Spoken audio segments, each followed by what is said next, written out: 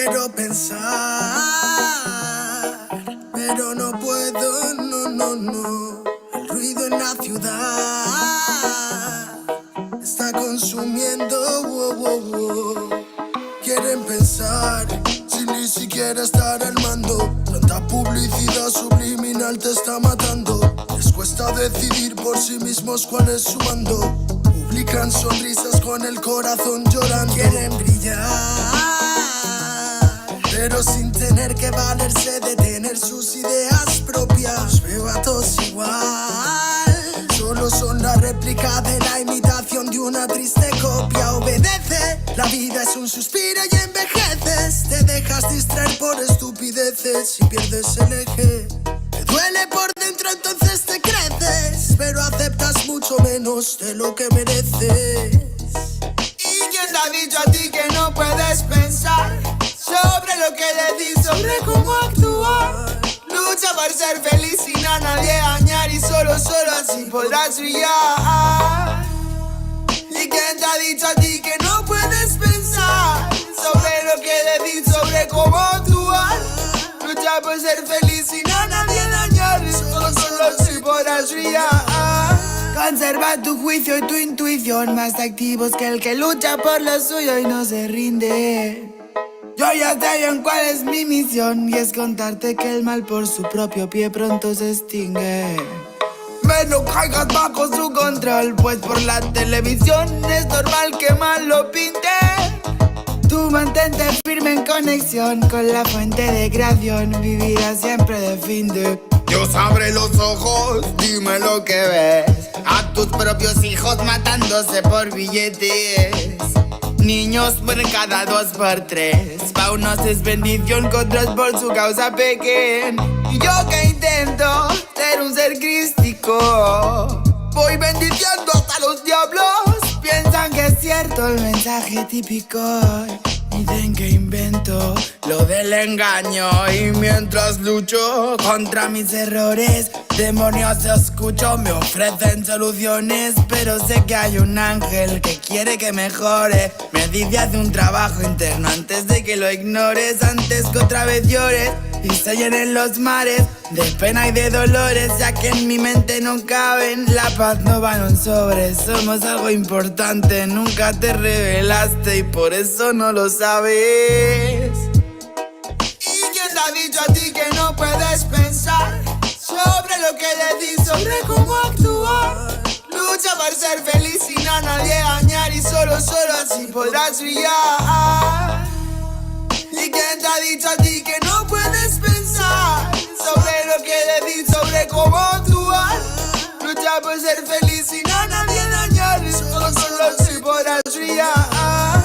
Me desperté tan cansado, me sentía mal herido de todo lo que he pasado. No me quita lo aprendido, por dentro me he perdonado, pero casi no me olvido.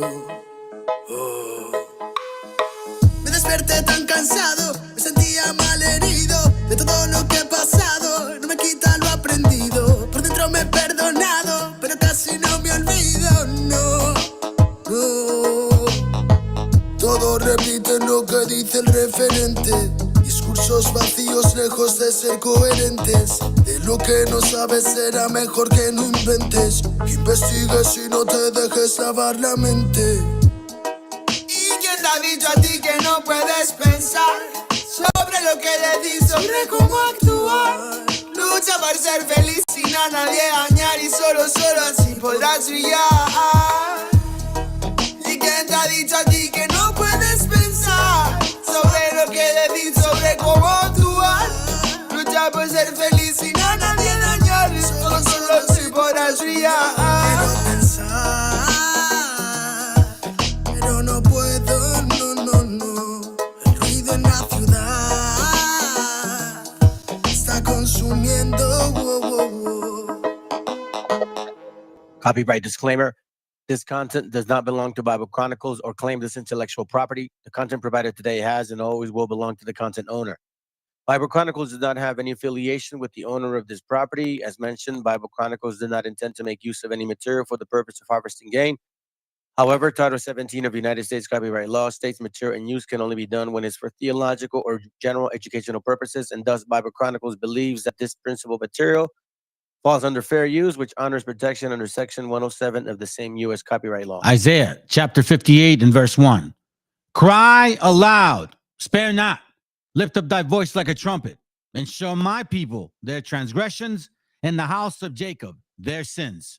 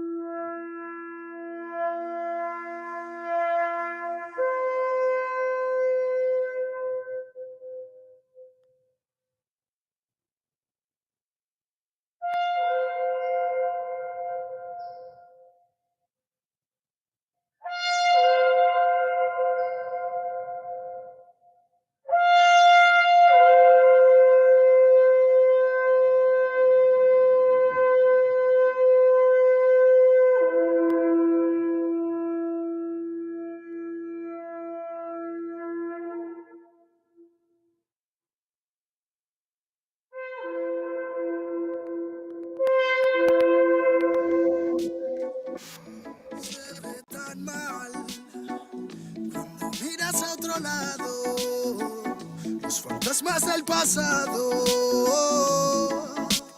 no se detendrán hasta verte derrumbado. Peores lo hemos pasado. Andaba a golpes con la tristeza, me aportó riqueza, me otorgó sabiduría, pues se dibujaba en todas mis piezas. Yo con alegría le daba color después. La aguja sigue girando, tiempo parece se burlar de mí. Dijo que sanaría esperando, pero creo que la espina aún sigue ahí. Con los dedos lo voy palpando. Cierro los puños, escapa de aquí. Agonizando, no me espera el tiempo, no voy a esperar por ti. Nuestras huellas en la orilla se han borrado por la marea. Si esas estrellas ya no brillan, las entiendo pa' que veas. Sea donde sea, bajo la tormenta o dentro de la odisea, donde arañas cubren el cielo de tela, los aviones nadan y los barcos vuelan.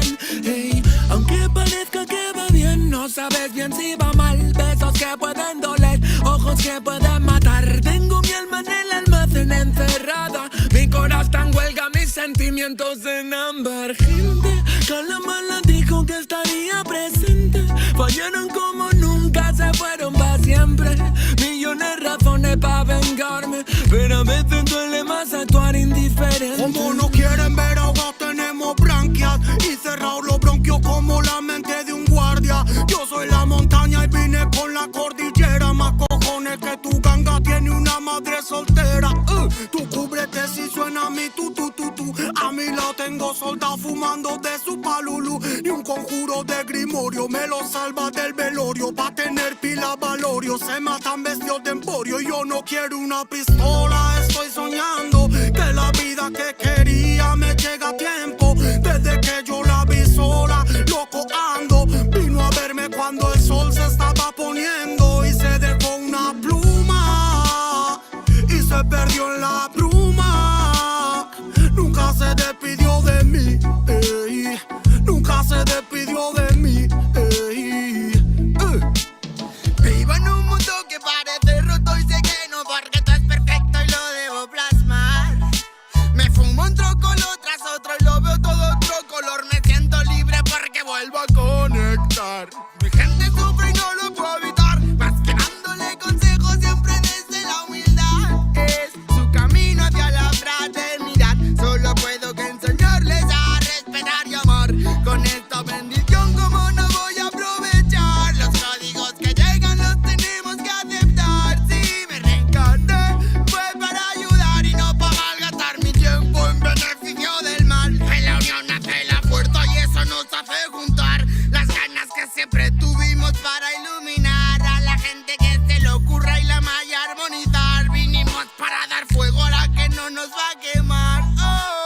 Arda y por dentro la llama, no puedo contener la ras. Churruscao el corazón, el armazón no puede llegar a pesarme más. Si abro la boca, tu tumba al suelo, me muelo a diario y sobrado de gas. Escupo ristas perfectas, paladas de versos eternos, no mueren jamás.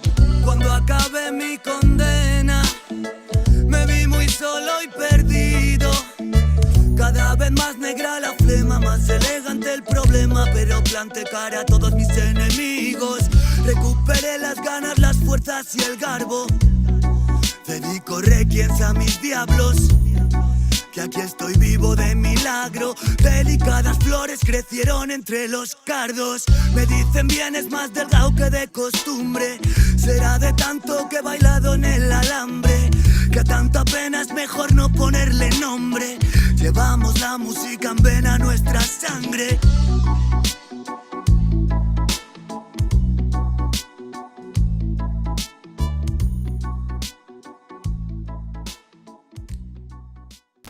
Declaraciones. Un poco sobreiluminado, sea bueno.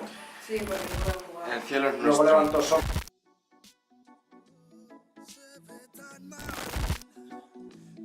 Miras a otro lado, no es más el pasado.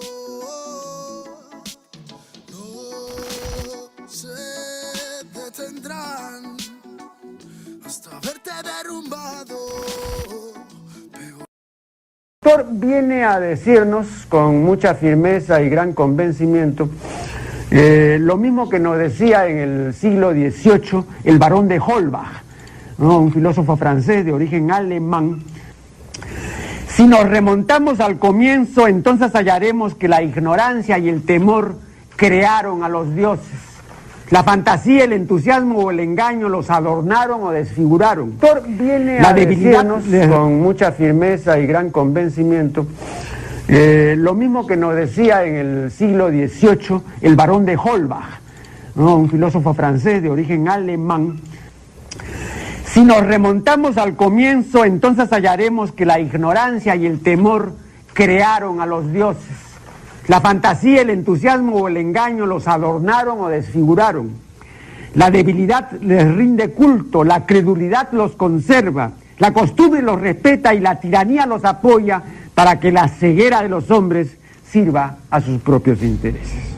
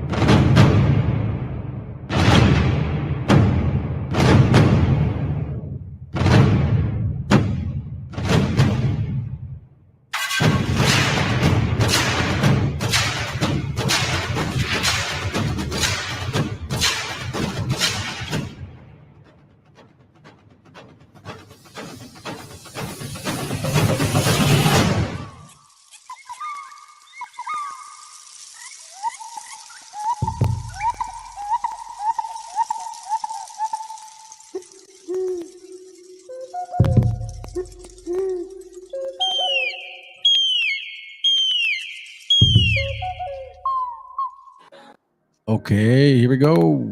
Show. Let the show begin. One second. Okie dokie, family. Welcome to Meshiacha Chronicles. Hold on a second.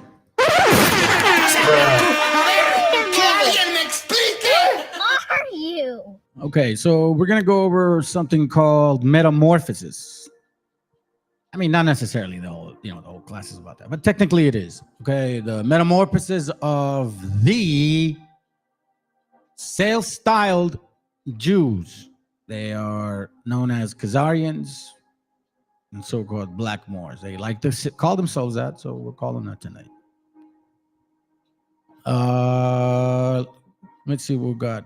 I saw some brothers say, "What's up?" Jeremias, buenos dias, brother. I know it's good evening, but you know how I mean it. All will be revealed. The Canaanite spirit is rising. Peace and blessings, family. I'm reading it because I can't see it on my screen. All right. It's cool, man. Let's get going. Oh man, I'm kind of tired, to be honest. I didn't really I haven't even shaved. I showered and all that, you know what I mean? But I haven't even shaved in a couple days. Anyways, once again, you guys know the topic. We're gonna get through it real quick.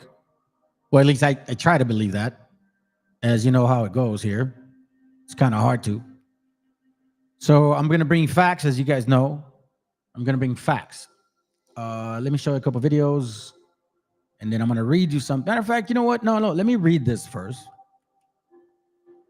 Let me read it first because it does technically fall within the class. Like it's the most important. Give me a second. Okay, so we got a book here called, and I'm sure you guys have heard of it. Okay, go ahead and make it. You guys can see it. We Can't Go Home Again. An argument about Afrocentrism. I'm not going to read the entire book. I will read this here because it makes a lot of sense, and then I'm going to play some videos and get into the whole, class. Okay. So the book is called, once again, let me take my time. Oh, shit. We Can't Go Home Again. An argument about Afrocentrism. That's not the entire topic. You're going to see the topic. I just want to read this. That's really it today on this book. Because it's very striking. Check this out. Yeah, you guys can read it. Okay, cool. It says, men make their own history, but they do not make it just as they please. They do not make it under circumstances chosen by themselves, but under circumstances directly encountered, given, and transmitted from the past. The tradition of all the dead generations weighs like a nightmare on the brain of the living. Let me read that again. The tradition of all the dead generations weighs like a nightmare on the brain of the living. Man, is that a heavy point? Because it really correlates, it really transmits really the entire class.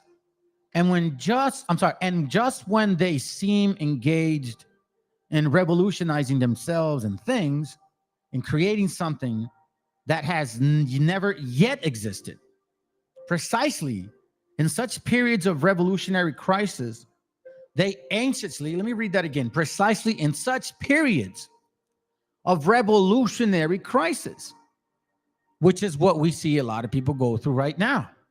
Certain nations conjuring ideas and concepts that they're supposedly the natives of this land, for one thing. Like, that's the most obvious right now for us. Precisely in such periods of revolutionary crisis, they anxiously conjure up the spirits of the past to their service and borrow from them names, battle cries, and customs in order to present the new scene of world history in this time honored, disguised, and this borrowed language. Now, this is what Karl Marx says, and the irony of that, because of who he is. But then this here, it says then Charles G. Woodson says this. When you give Negroes the facts in their case, they call for flattery and misinformation. We're going to see some of that today, too. This is going on both of them. It's not just these guys here. When all men think alike, no one thinks very much. True that. So now let me give you some pointers here real quick. Thank you very much, brother. Am I going to have to use a cable? Okay. I like these videos. Let me kind of start off with that real quick. But I do want to make a point.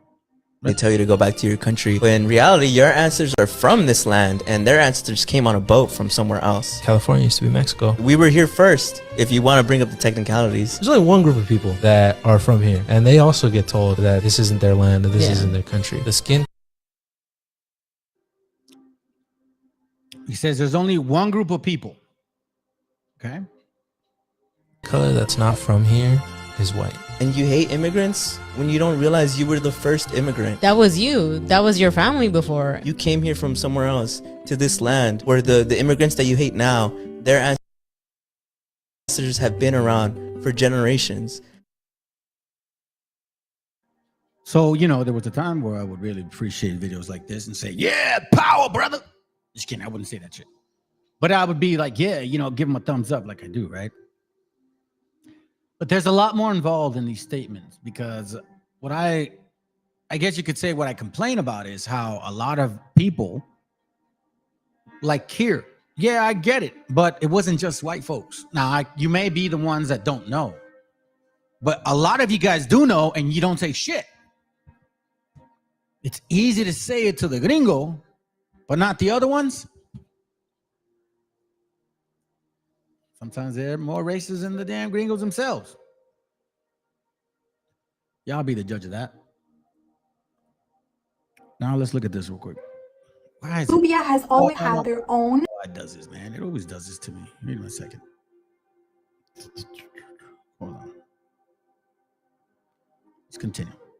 Unique culture and heritage. There are very, very distinct differences between Egyptian history and art and Nubian history. Okay, and you can see that in a lot of the art pieces. Afrocentrics are using the Kingdom of Kush as their main argument that Egyptians were black. The 25th dynasty land of Kushites, which is modern day Sudan. They were a Nubian empire and they invaded Egypt and they ruled over Egypt for 91 years. 747 BC, 646 BC. The Nubian peoples are people who live in communities now. Main argument that Egyptians. Pay attention to those years, okay? That's important. Listen.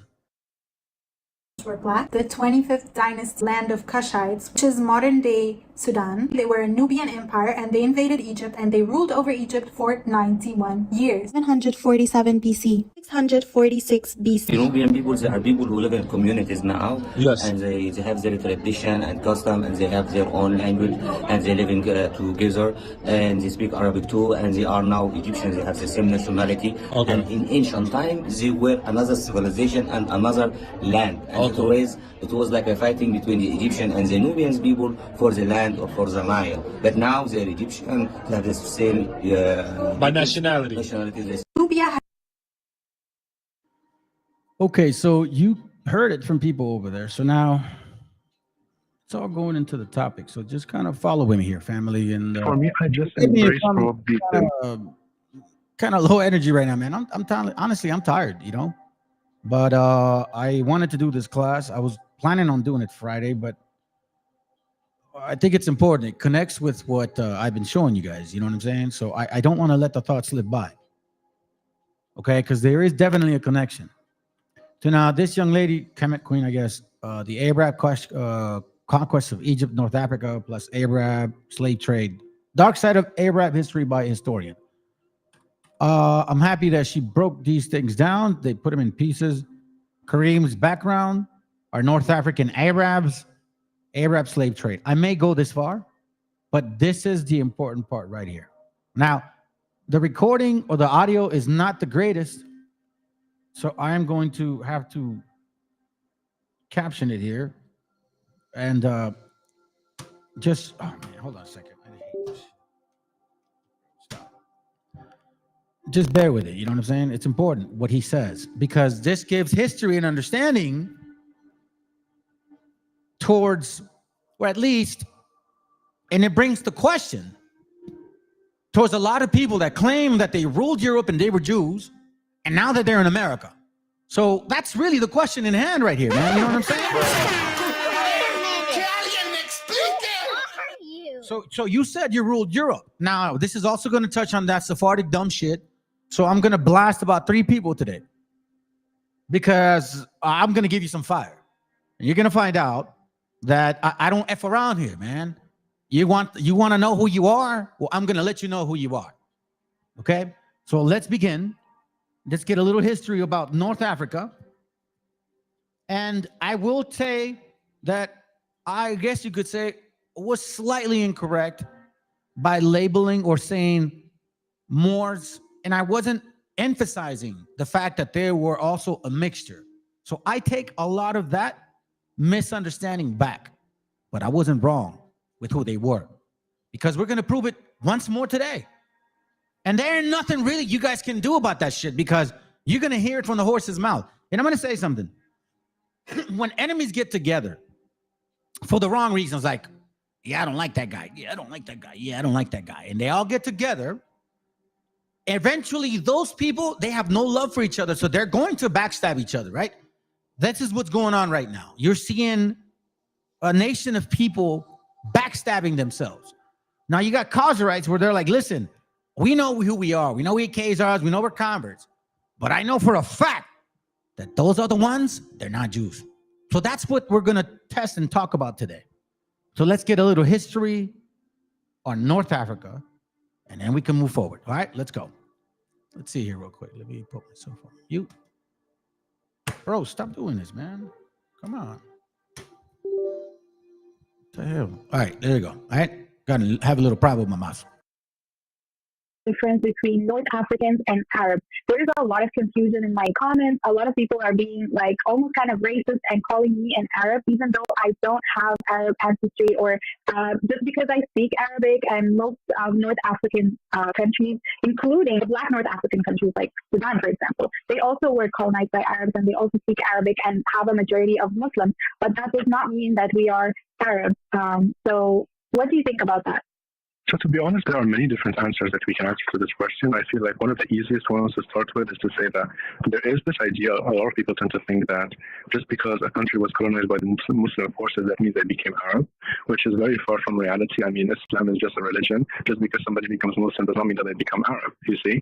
And Islam started in the Arabian Peninsula. So yes, it is a religion that originated in Arabia, but Please do not forget what this man is saying, okay? Please do not forget. This is important because we're going to read about it. If you follow, you're going to understand what I'm about to read to you because I'm going to do a lot of reading. Okay? For you brothers that are here, I appreciate you guys for the support.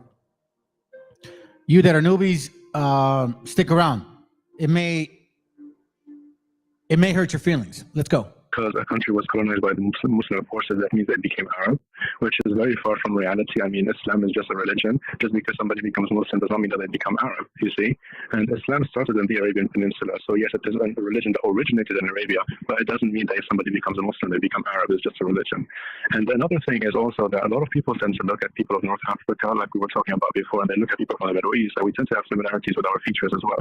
So they tend to think that North Africans are Arabs, or that Arabs are linked to North Africans. And for me, it is a gray zone because I understand where people are coming from, but I feel like it's important to talk about the facts as well. Because when you talk about the history of North Africa, I mean, North Africa is one of the richest parts of the world in terms of history and heritage and legacy, all the way from the Amazigh and Berber kingdoms of Northwest Africa to the ancient Egyptian kingdoms as well. I mean, Egypt as a part of the world is a part of the world that has had so many different kingdoms and dynasties, that has had beautifully different elements of different cultures that have made what Egyptian identity is to be. But the thing is that when you look at North African people, when people call North Africans many times just Arab, I feel personally, I may be wrong, but I personally feel that it erases part of North African identity and history because of the fact that people tend to only look at when North African identity became linked to Arab identity. So personally, I have a lot of friends that are 100% North African, and there's a lot of division around this. So many tell me, no, we are Arab and nothing else. Others tell me, no, we are Amazigh, and others tell me, no, we're completely different. So I feel like even within the community, there is a lot of nuances as well.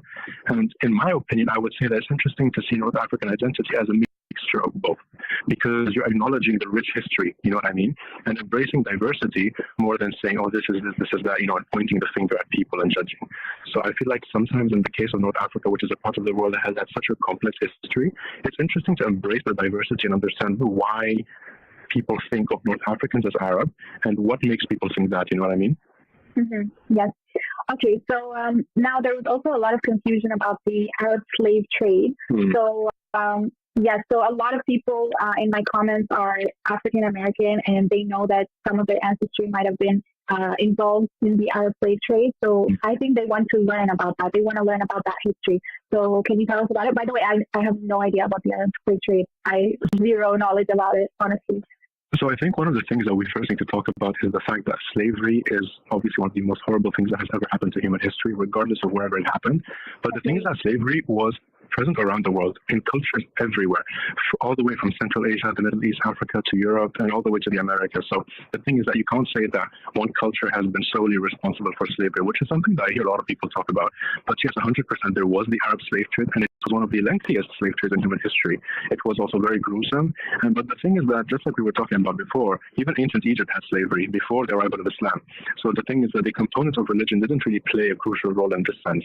However, when the Arabs began spreading the religion of Islam to North Africa, when they began spreading the religion of Islam to different parts of the world, which became the Islamic world, we saw a revival of slavery, which is something that was very confusing for a lot of thinkers at the start, because the Prophet Muhammad, peace be upon him, when he first started to promote the religion of Islam, some of the first people who were against him were his own people from the Qurayshi tribe, because of the fact that the Prophet Muhammad, peace be upon him, he was actually from the poorest clan of the Qurayshi tribe, whereas many of his fellow leaders of the tribe, they were the wealthiest people. And many of these wealthy men, they were actually the men that were responsible for the slave trade. Many of them were selling slaves, and many of them were dealing in the slave trade.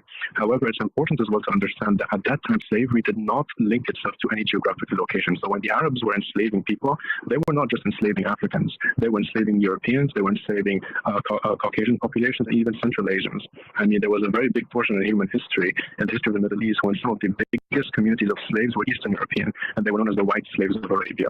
I mean, there was even a book that was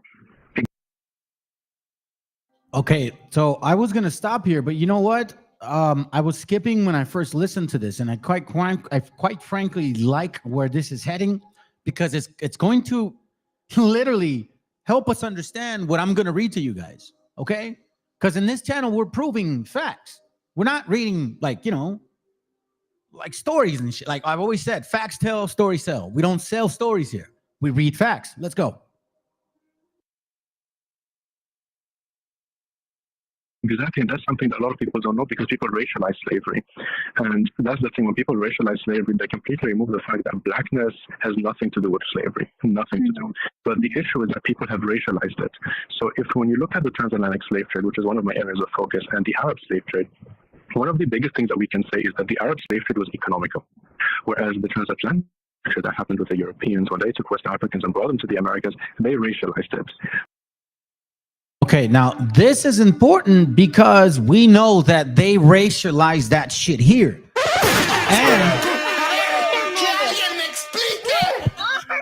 we know that it wasn't just the white man that came here. We know it was people like them, Swati lighter skinned, blonde hair, and woolly as well. We understand the mixture now. So this is important, but aside from that point, we're just simply confirming that the so-called people that arrived to this continent, are they really Jews or are they converts? They claim to be. Now, the Bible says that there's two nations of people that will claim to be the Jews of the Bible, but are not. Oh, that's gonna hurt! And I think today we're going to see and slice and dice that shit, because no matter whether you are BHI, Negro only, Hispanic only, whatever, or Christian dumbass, you're going to hear it today how a lot of you guys are proselytes. Oh, it's going to hurt. Oh, that's gonna hurt! Let's go. So the Portuguese, they arrived in West Africa. And what happened is that they ended up seeing themselves as better than the African people that were living. And then you see, when you read the literature, you see how they started using words to offend people, racial words, you see? And that's how the slave trade became racialized. And that's how we see the emergence of these terms like white and black and all of these things that led to a lot of the racism and institutional racism that is present today in the Western world. However, in the Middle East, it was different because it did not start with African people. It started with mixed people. You had mixed communities. And a lot of people don't even know that Arabs were enslaving Arabs as well before they were enslaving other people. Of course. Yeah, I mean, that's the thing. One of the things that we need to understand as well is that when you look at slavery in the Middle East, it's very similar as well to slavery in the African continent. Because in Africa, just like in the Middle East, I say that we are known for tribes, which we call in Arabic qaba'il. The idea of tribes is very important in Arab and African identity because tribes, just like ethnic groups, that's how identity comes about. However, the issue is that when different tribes go to war, many times when one tribe wins, the other tribe loses. So the tribe that wins will capture people from the tribe that lost, and they will turn these what they call losers into enslaved people. They will enslave them, and that's how slavery happened within the same race or ethnic group many times. That's how Arabs began enslaving other Arabs before Islam. When Islam arrived, Okay. Sorry, I just have one question. So would you say that slavery originated in the Arab world? No. I feel like slavery was present everywhere because at the same. Now, real quick, I'm going to show you the little history on the white gold, they called it. White gold, okay? Let's go. Okay. You see? Yeah, so on to your next point. I was reading a book a while back. It was called White Gold, and it was talking about the ways in which Muslim people from the Middle East and North Africa at a certain point in time enslaved over 1 million white Europeans. And many of them were brought to North Africa, especially to Morocco, Algeria, and Tunisia, and they were enslaved. Many of them were converted to Islam, and then depending on the kingdom and society, they dealt with slaves differently because of the fact that when Islam spread from one place to another, then you had the different kingdoms. You had the Almohad, you had the Idrisids, you had the Fatimi Caliphate. So every caliphate had different rules and regulations. Okay, so now that's a lot to absorb, but it literally does make sense. Okay, it makes a lot of sense, and it's going to help us understand this book right here. So I have with you today the book called The Invention of the Jewish Nation or Jewish People. Now, a lot of you BHIs and Negro onlys and shit, y'all love to bring this out. Hey, look at the Khazars. You guys aren't the real Jews. Yeah, kiss my boots. My white slave. That's what they say. And you know, they never, I don't know, maybe they do, but it blows my mind that they skip a lot of shit. So I invite you guys to read this book, but focus, I guess you could say, on from 200 or 199 to 250. Okay, that's kind of what we're going to look at today. We're going to read a lot. Well, I'm going to read a lot, but wow, like I was saying earlier, you know, when enemies end up trying to get their team up to fight one particular nation of people or one particular person, eventually, when they, let's say, they do overcome that individual or that nation, eventually they will turn on each other. And this is what we're seeing. Identity politics and pretty much saying, listen, I know we ain't Jews, but I know for sure they ain't Jews either.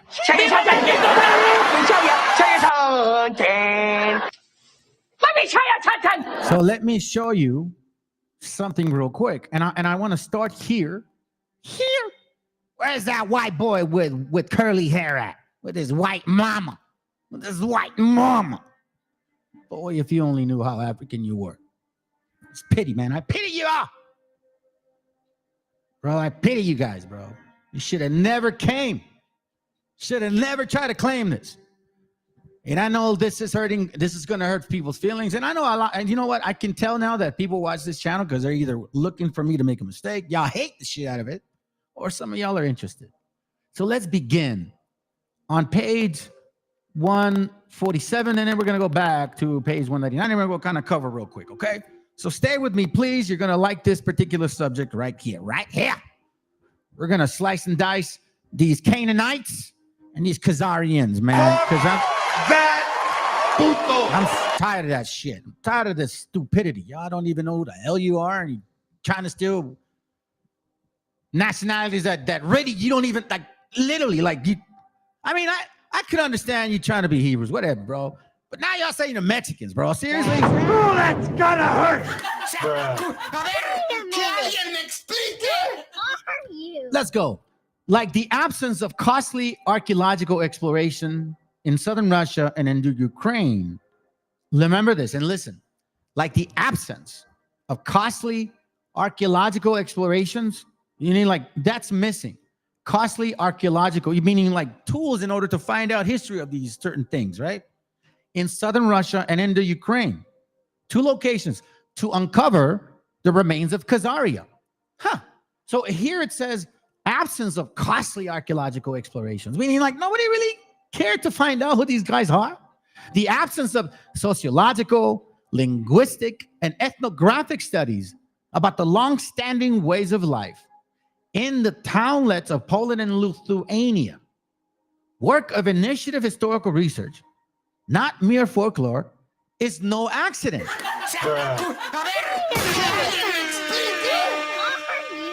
I'm gonna explain it to you. It's saying, well, listen, like the fact that there's really not a lot of information about Khazaria in Ukraine having to do with Khazaria, whether sociological, linguistic, or ethnographic, it's really not by mere accident. No one, and listen, this goes to you Canaanites and Khazarites, man. You so-called Hebrews that claim you gotta have woolly hair in order for you to be one. I'm gonna embarrass your ass today. Because UKs are also, man, and the way that you guys are both moving is so fucking phenomenally evil. I mean, evil. It's like, y'all are wicked as hell. Now, I don't know why there's Revelation 2:9 and 3:9. Because check this out. No one wants to go looking under stones when venomous scorpions might be lurking beneath them. You see, when you know you got like, and we say, you know, in Spanish, tienes trapos sucios and you know what I'm saying? Like you got a skeleton in your closet. No one wants to go looking under stones when venomous poison scorpions might be lurking beneath them, wanting to attack the self-image of the existing ethnos, meaning ethnicity. Wow. See, it says here that nobody, specifically people that have this self-image, this fake identity, like they don't want you to lift up their stones. Neither do they want to lift up their stones. That's why they come like culomiados and all that shit, showing us a bunch of dumb pictures of like, I don't know, look at me. I kind of look like this and I kind of look like that. No, wanting to attack the self-image of existing ethnos and its territorial ambition. You see, what exactly do the so-called African Americans that are claiming to be Moors now or are claiming to be of the original lands, what are they doing for existing ethnicity and territorial ambition? What are the Khazars doing in Palestine right now? For the same damn thing. The writings of national history is not seriously meant to uncover past civilizations, which is why here in America, we used to think the history that they taught us was exactly it. The white man came, didn't know, didn't see, was blind, was hopeless, I don't know what the hell else, and all of a sudden there was an enlightenment and they came to civilize and gave us religion. But as we unveil or pull the curtains and we start going into this identity, we start lurking under stones because we're not afraid of no venomous scorpions. We have nothing to hide. Unlike them who have this self-image, this existing ethnos based on territorial ambition, because that's what we see. Are we not saying the Aboriginal whatevers, or what are they called? Supposedly the people here with what's his name? Tariq, whatever, Nasheed. Don't we got that Hotep looking white dude with woolly hair? You know what I'm saying? Like we got confused people. Let me continue. Writings of national history is not seriously meant to uncover past civilizations. That's why they gave us this beautiful white story. Oh, it was so nice. And then you find out like, wait a minute, hold on. Black people helped you out. Well, dark-skinned people. Which, by the way, I want to remind you that here they say in the video we saw earlier that it was Portugal who technically started the racism. And didn't I show y'all that Portuguese were swati? Didn't, what's his name, Arvin Sertima in his own book, like literally degrade the way white people were? That's how y'all started this racism. Dark-skinned people started racism. Gotcha, bitch. Now, it says here, its principal aim, meaning in regards to the current civilization, thus far has been the construction of a meta identity and the political consolidation of the present. This is why I call this class for what it was, metamorphosis, because we see a meta identity at work.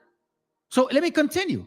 History deals with books, not the things a patriotic scholar might argue. Oof. That's why y'all don't like me. And this is why nobody hits the link, because I use material that you guys can't prove. It's nothing emotional. I got no feelings about it. Either you are or you're not. You either pregnant or you're not pregnant. You either a Hebrew or you ain't a Hebrew. It's very simple. It's not complicated. Having spent his or her entire life interpreting religious, governmental, and ideological texts produced in the past by a paper-thin elite. Boom. This is why you have to understand that in 1900, a particular person who was a president of, I think, of Princeton, rewrote American history. Look it up. President of Princeton. The president of Princeton, I believe, and he was also president of America in the 1900s. Can't remember his name. He created this paper-thin elite. This is true where the traditional study of the past is concerned. This is why when I tell you that black people had it good in the past, and only for like a few years, you really see this whole Jim Crow shit. Because prior to that, when do they complain? And I'm not trying to hate. It's also just facts. You want to say that we're not of these lands? Well, I'm peeling your veil. And quite frankly, I see a lot of shit. Having spent his entire life the religious and ideological texts produced in the past by a paper-thin elite, this is true where the traditional study of the past is concerned. But the advent of anthropological history began slowly but surely to corrode the simplistic Zionistic meta-history. So now we're getting to see something here. Some of these people are creating this self-image, aren't they? Sometimes it seems that most of the scholars who have specialized in history of the people of Israel have yet to hear about this strange new form of historiography, a deep exploration of the ways of life and communication in the past Jewish communities might further expose a wicked little fact that the further we move from religious norms, the more we focus our research on diverse daily practices, the more we discover that there never was a secular ethnographic common denominator between the Jewish believer in Asia, Africa, and Europe. World Jewry had always been a major religious culture. Though consisting of various elements, it was not a strange, wandering nation. Let's continue. There is a good deal of irony in the fact that people who adopted the religion of Moses have been living between the Volga and the Don rivers before the arrival there of the Russians and Ukrainians, just as Judaizers have been living in Gaul before it was invaded by Frankish tribes. So too, in North Africa, where Punics converted to Judaism before the arrival of Arabs, and in the Iberian Peninsula, where a Judaic culture flourished and struck root before the Christian Reconquista, which is basically in 1400, around 1200. In contrast to the image of the past, that Christian geophobes began to promote and that modern anti-Semites echoed.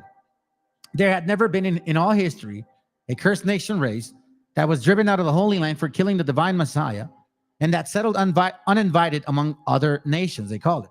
That says, check this out. We're almost done with this section. The offspring of the Judaizers around the Mediterranean and in Adibain before and after the Common Era, the descendants of the Hymairs, the Berbers, and the Khazars were linked by the Jewish monotheism that bridged the diverse linguistic cultural group that arose in far-flung lands and followed different historical paths. Many abandoned Judaism.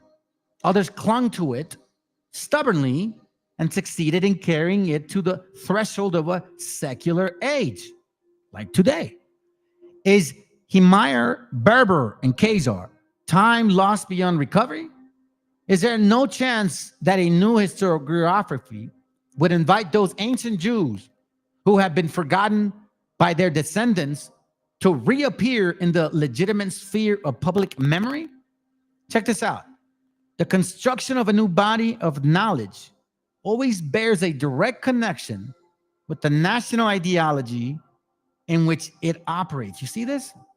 The construction of a new body of knowledge always bears a direct connection with the national ideology in which it operates. You see what it's talking about? It says here, this can happen when the current collective identity begins to be taken for granted and cease to be something that is anxiously and now nostalgically cling to a mythical past. When identity becomes the basis for living and not its purpose, that is when the historiographic change can take place. For now, it is difficult to predict whether the Israeli politics of identity will permit, in the early 21st century, the emergence of fresh paradigms for the investigation of the origins and the history of Jewish faith communities. Basically, in a nutshell, saying you have a lot to doubt, especially you guys that have a nation of people really supporting your shit. You have Islam pushing the agenda as well. BHIs and Christianity for the Khazar. We see it in action. Now, here, when we see what he's talking about, like this part here, no one wants to go looking under the stones when venomous scorpions might be lurking beneath them, wanting to attack the self-image of an existing ethnos and its territorial ambitions. Check this out. The writings of national history is not seriously meant to uncover past civilizations. Its present principal aim thus far has been the construction of a meta-identity and the political consolidation of the present. So this is why this guy said what he said. Now, are you familiar with the Khazar theory? There's a theory, it's widely accepted as anti-Semitic, that Ashkenazi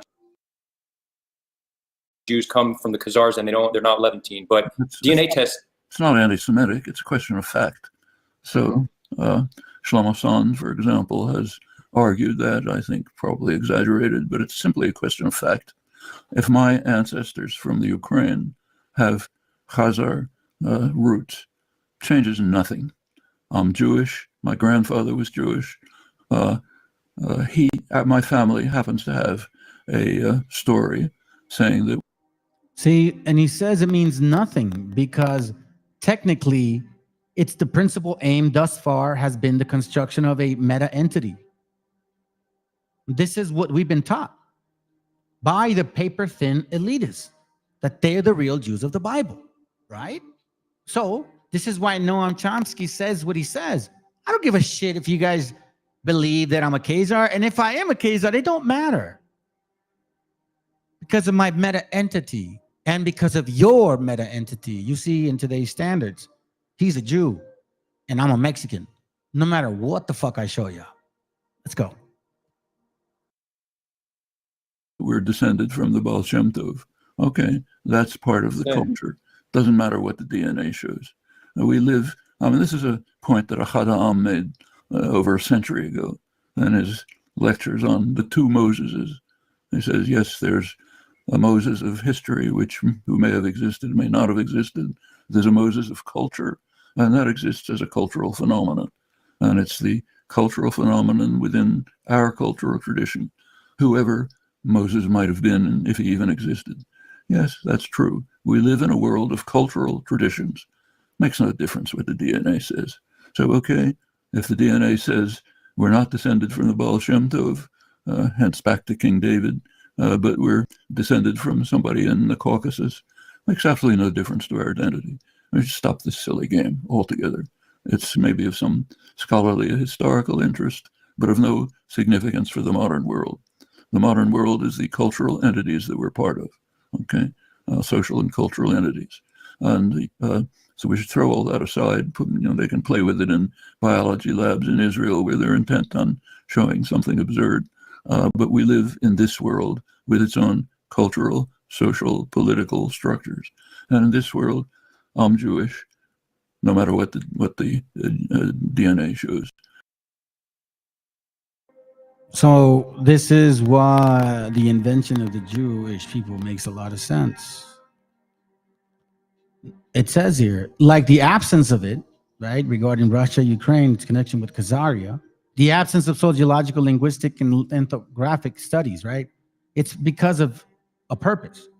Now, these guys don't want to be looking beneath and saying who they are, because this is a self-image that they've created for territorial ambitions, obviously.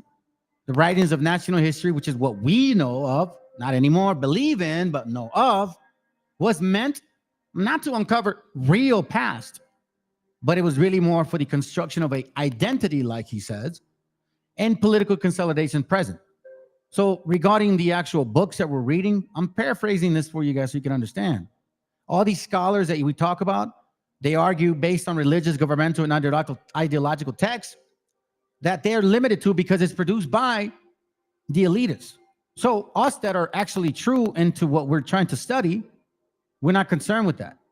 This is why slowly but surely we corrode the simplistic Zionist meta histories.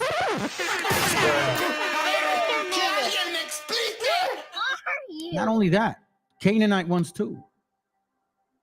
You should have stayed in your lane. Shouldn't have fucked around with this shit. Now you're gonna end up losing. There's nothing y'all can do to prove me wrong.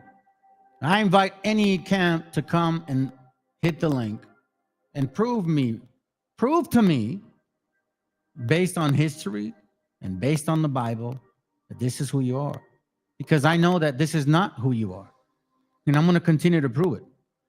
This is on page 199, and we're going to go through real quick and then see what we do. Phoenicians and Berbers, the mysterious queen Kahina. So it says, Colomiados, hope you're listening, dumbass. Sure, you probably will. I know you're learning your shit from somebody. You're not smart enough to gather all that info. Somebody's putting it together for you.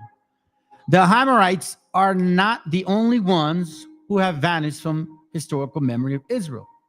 The origin of their fellow Jews in North Africa have been similarly suppressed, if, according to national mythology, the Jews of Yemen are the descendants of King Solomon's courtier, or at least of the Babylonian exiles.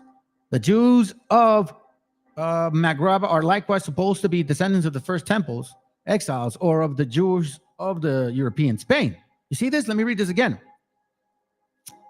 The Jews of Maghreb are likewise supposed to be descendants of the first temple exiles or of the Jews of European Spain, a supposedly higher lineage. The latter are also described as having been exiled to the western end of the Mediterranean from the desolate kingdom of Judah, after all. Let's see. The present chapter above, reference to the spread of Judaism. Listen to this. The present chapter above referred to the spread of Judaism to North Africa. Okay, that's called proselyting. That doesn't mean that they are actually Jews, dumbasses. And the great uprising against Rome between 115 and 117 CE, a Jewish Hellenistic, king named Lucas arose in the course of this large-scale Messianic anti-pagan revolt and temporarily seized the province of Cyrenaica in the east of today's Libya. His ferociously swift conquest took him as far as Alexandria in Egypt. Evidence shows that this fiery religious revolt was especially vicious, like future monotheistic conflicts, and that was put down in the iron hand by the Roman armies. Let's continue.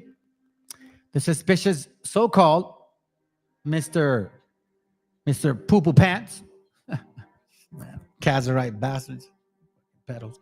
Anyways, who lived in the Holy Land in the 3rd century CE, was concerned about the proselyting in North Africa.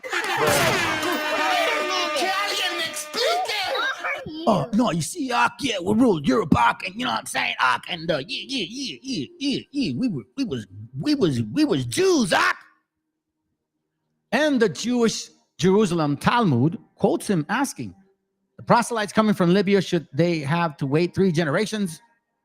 And he continues, from Tyre to Carthage, people know the Israelites and their Father in heaven. And westward from Tyre and eastward from Carthage, people do not know the Israelites and their Father in heaven. It says here, the successful spread, let's continue with page 200. The successful spread of Judaism in Maghreb was probably due to the presence of a Phoenician population in the region. Phoenician. I've done classes on this topic. Y'all didn't believe me, did you? You didn't want to hear me. No, Ezekiel 28 already passed. Although Carthage was destroyed back in the 2nd century, not all of it, BCE, not all of its inhabitants perished. Listen, although Carthage was destroyed, the people there didn't all perish. The city was rebuilt and was soon an important commercial port once more. Where then did all the Punics, the African Phoenicians, who populated the coastline, go? Several historians, notably the French Marcel Simon, have suggested that a large number of them became Jews. Oh, that's gonna hurt! According to the distinctive strength of Judaism throughout Africa, let me repeat that again, suggested that a large number of them became Jews. Oh, that's gonna hurt! Oh, but you know what I'm saying, yeah, King James was a Jew, I'm going to show you something by him too. He was a Saracen North African. Oh my dear God. Oh, that's gonna hurt! It is beyond reason to assume that the close resemblance of the language of the Old Testament to ancient Phoenician was, as well as the fact that some of the Punics were circumcised, helped to promote mass conversion to Judaism. Man, come on, bro.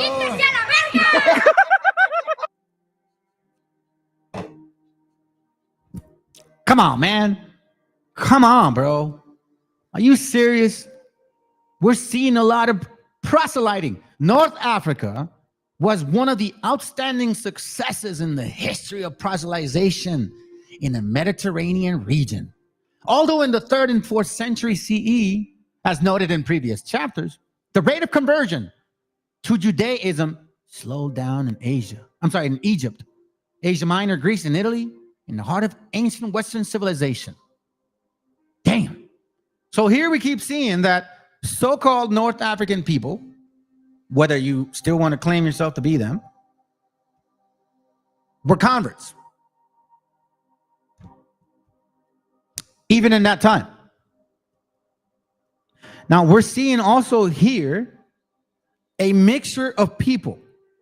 This is why Wobbles want to kind of get away from those so-called black people that they look like over there. Because you see, they were listening to my shit. Because it doesn't make sense to them. If you guys were supposedly the Jews and the white men enslaved you, Deuteronomy 28:49 absolutely makes no sense. Because it says the Lord shall bring a nation against thee from far, from the end of the earth, as swift as the eagle flies. A nation whose tongue thou shalt not understand. Holy shit. Oh, that's gonna hurt!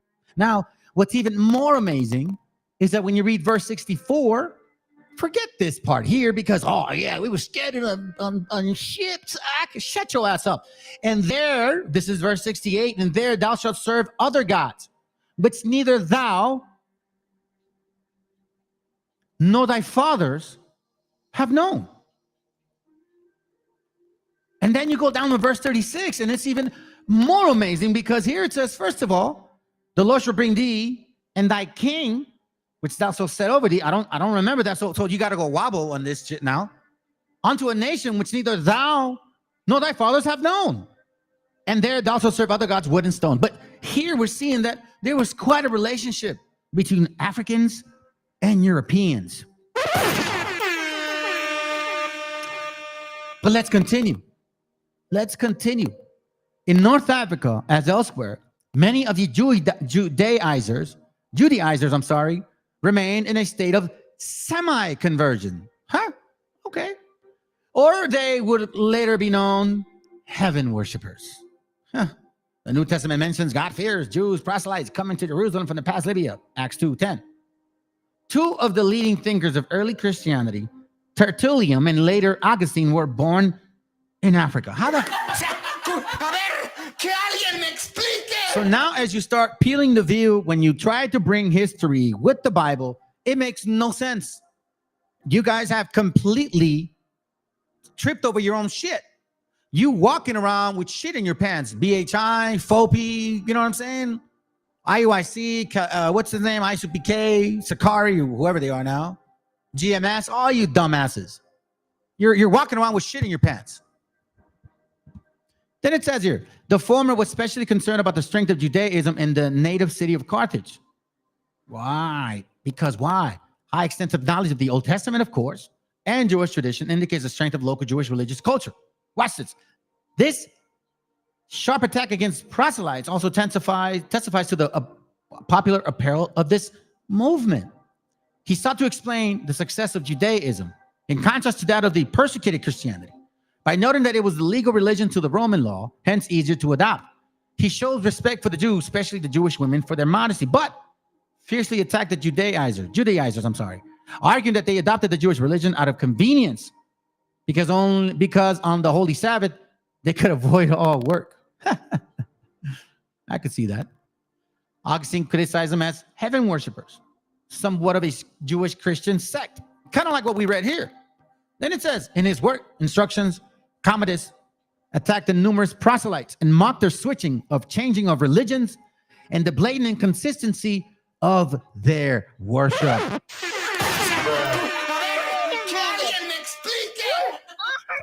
You know, you got Hebrews, supposedly black 12 tribe chart Hebrew ex-believers that are now wannabe our people, wannabe native West Africans wearing feathers and shit that used to teach the Bible at a 12 tribe chart camp. Make that shit make sense. Let's continue with this proselytizing. The advanced church was temporarily halted by the Vandal conquest.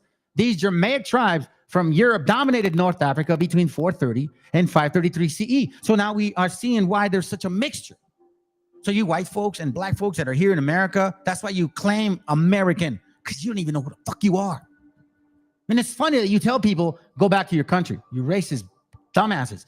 There is next to no information about the situation of North Africa's Jews during the Vandal century. So what the fuck happened to y'all?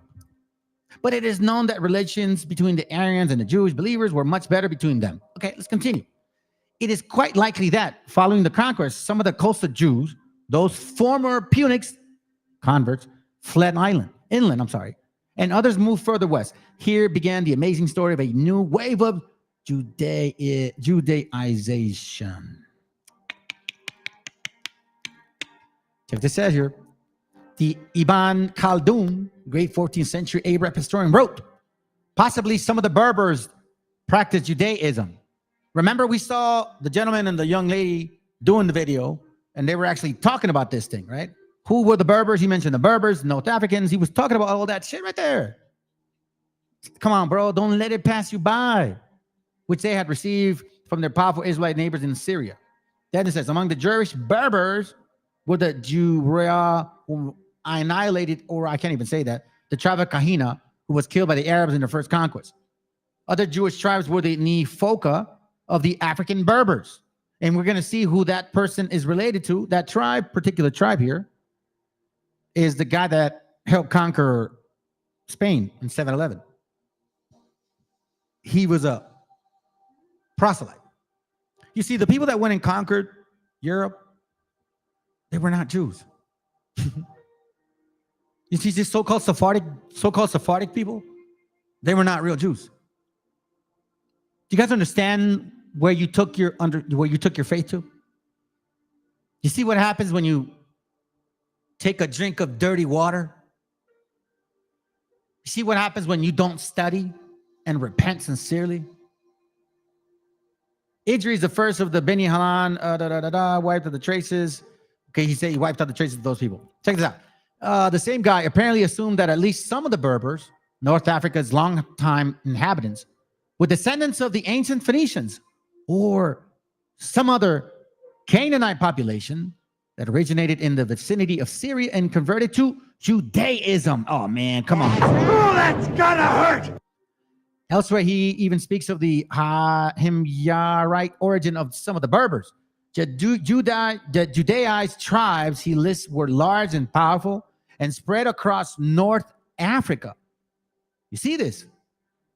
Many cultural practices, not only the amulets common among Berbers, are also found in religious rites of Jewish North Africa. That's why we see a lot of mixture here.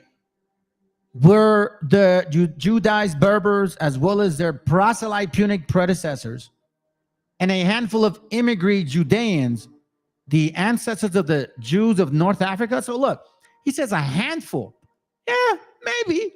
I'll give you that. But it's saying that the majority of you so-called that, hey, listen, BHIs, right? IUIC, y'all claim that you ruled Europe. Well, now you fucking better own it. Now you better own this shit.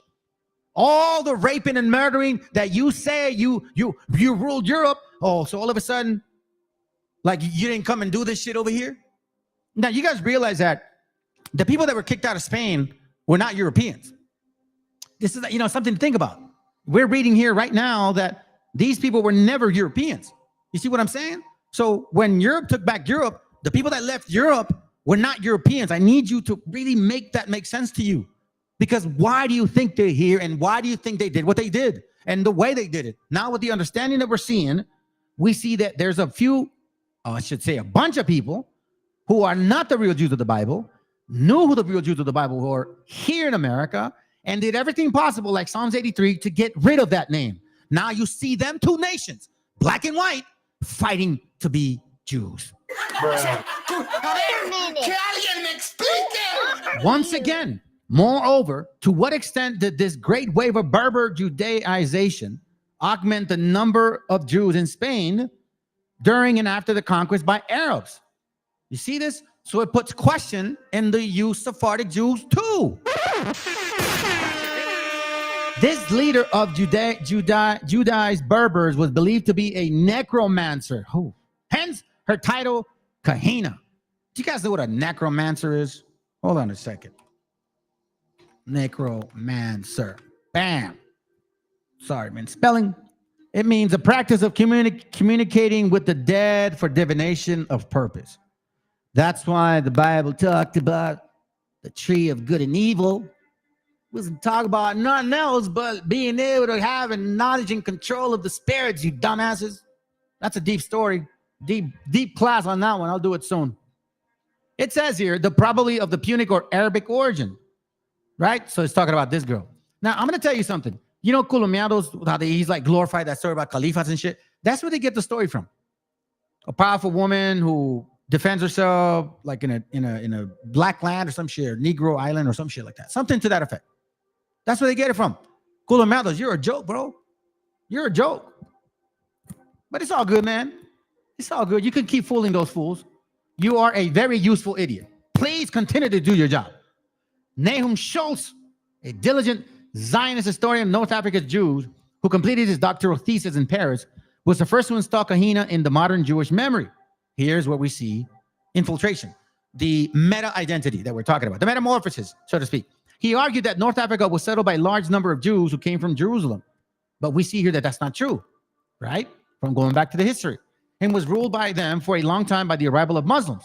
To his mind, Kahina, the warrior queen, could not have been a mere proselyte Berber. She had to have been a Jew by race. Why? Because it was fascinating. Her story was fascinating. Now, family, don't we have people here that come to this channel and say, we're the greatest people on the planet of the earth. We're the fastest. We're the strongest. Here we see the same spirit speaking. Then it says, Schultz could tell that Kahina was good looking and strong.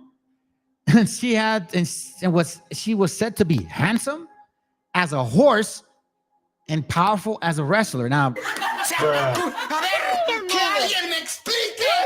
I don't even know how to wrap my mind around that.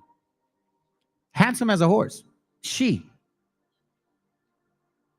indulged in carnal love with the passion of her fiery youth, and was married 3 times. The problem was that these husbands were not Jews for her tribe, and it is known that one of them was a Berber and the other a Greek, namely a Byzantine. Would a kosher Jewess have married uncircumcised Gentile? So he's believing this shit. But this guy's saying, bro, this girl was a hoe. And she wouldn't have been, if she was a Jew, she wouldn't be doing that. I'm telling you, this is kind of crazy. Look, in this way, Schultz could remain an ethnocentric Zionist, asserting that the legendary Amazon and her priest were of the right race. You see this right here? Now let's go up a little bit. Where is it at? Nah, that's not it. Well, admitting, let's see, that the other Berber, oh, see, there it goes right here. Check it out. So he, in a way, is asserting that the legendary Amazon and her priest were of the right race, but at the same time, while admitting that the other Berber tribes were generally proselytes. So you can pick and choose. It's kind of like BHI says, oh, he's a Jake. But if you're a Hispanic, oh, you're a conquistador. It's not the same rules. It's only based on how they feel. He was convinced that syncretism and a flexible religious policy had helped propagate Judaism and make it a popular religion before the arrival of Islam. You see this right here. Then he goes in. This is another guy, by the way. Let's continue. Hirschberg, a far more cautious and reliable historian than Schultz, was the second scholar to deal with the Judaized Berbers and their queen Kahina. He writes, the obscurity of the history of most of the communities of the interior in the first half of the second millennium of CE proves a certain background for the thesis that the great majority of Maghreb Jews are of Berber stock. This thesis was enunciated in various travel books and adopted in modern historical writings without anybody giving it a thorough scrutiny. The position with regards to the sources is different here than in the case of the Himayar Judaizers in South Arabia or the Khazars on the banks of the Volga. Here, both get cut. We know that the great majority of the former adopted Islam in the days of Muhammad, and that only Jews of Jewish stock were left in South Arabia. And it is also well known that the Khazar Judaizers have completely disappeared. It is to be supposed that precisely the Berbers of North Africa remain loyal to Judaism, especially as the evidence of their Judaization is extremely flimsy. Damn, bro. Whew, my God. So here he says, having demolished the possibility of a historical connection between the Jews of Yemen and the Hamyaric kingdom and declared its absence to be established fact, Hirschberg felt obligated to clarify the origin of Jews of North Africa. It says, a thorough pandemic scholar, he did not want to overlook uncomfortable historical passages that was of his colleagues dismissed out of hand. Certain older Arab historians had described the Berber tribes' conversion to Judaism, and their having neither approved nor approved made their description more trustworthy. And since, as he knew, Jews never stopped to convert others, it must have been the presence of Jewish communities in the Berber lands that led some of the inhabitants to adopt Judaism. So now we're seeing that these conversos, fake Jews, meaning Jews in name, not by actual lineage of Abraham, Isaac, and Jacob, they influence other people. Okay? He says that a majority, he asserted that these proselytes were a tiny minority of the Jewish population, right? And then he says here, the Berber language left little trace in written Judeo-Arabic culture, and the Old Testament was never translated into Berber. The fact that the Jews adopted Arabic very quickly after the Muslim conquest whereas the Berbers put up stronger resistance to the linguistic acculturation, proves that the former were not of Berber origin. So meaning that these first people were not, but these other ones were.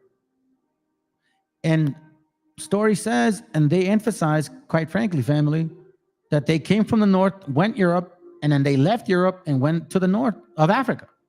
They came from the north of Africa, went to Europe, conquered, ruled as Jews, right, and Moors, and then left Europe and went to North Africa. That's what IUIC teaches. And then you got the Wobbles that say they came here. Oh, I'm sorry. Then you got the Wobbles that say that they're originally here, but then some of them came here too. Makes no sense. Then it says here, let's go continue. Then it makes fun of her. Let's see. Here's Hirschberg knew, of course, that the Berbers' culture was largely an oral tradition, and consequently, no trace of it are to be found in the Arabic literature or language of North Africa. He knew that there were many names, family appellations, superstitions, and customs common to Jewish believers and Muslim Berbers. For example, the custom of splashing passers-by with water at Pentecost was both Jewish and Berber. You see this right here? The customs. Some people were called Cohens, but none of them had not a single was Levi, which could indicate collective conversion. Let me read that. In many Jewish communities, the family name Cohen did not appear at all, while in others, almost all members of the congregation were called Cohen, but had not a single Levi, which could have indicate collective conversions. Moreover, some Islamized Berber tribes had retained certain Jewish customs, such as not lighting fire on the Sabbath. You see this right here. You see what we're talking about. You see what we're talking about. Ancient Christianity disappeared completely from North Africa, but Judaism persisted through the ages. Indeed, not only the Christian Berbers became Muslims, so did the proselytized Berbers. Only the Jews of the seed of Abraham remain.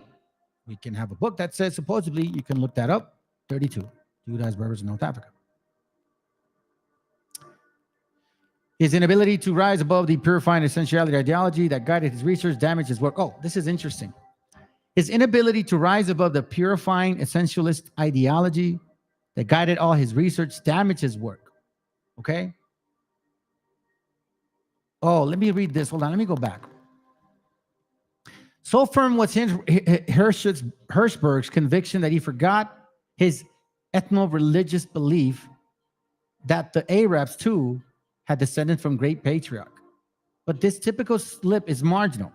His constant effort to prove that the Jews were a nation race that had been torn from its ancient homeland and gone into a wandering exile was far more significant. And as we have seen thus far, it met the imperative of mainstream Zionist historiography. His inability to rise above the purifying essentialist ideology that guided all his research damaged his work. And it was this fault that constituted the scientific source in support of the common position in the standard history textbooks of the Israeli educational system, meaning he went against their belief. Because he's confirming a lot of these so-called Sephardic Jews were never Jews in the first place. They were just Judaized ones, converts and shit.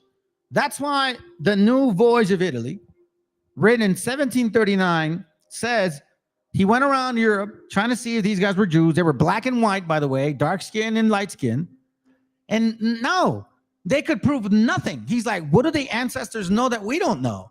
Like, what secret source? He's like, on the contrary, I tell you, get away from these people, man. They're racist and stupid.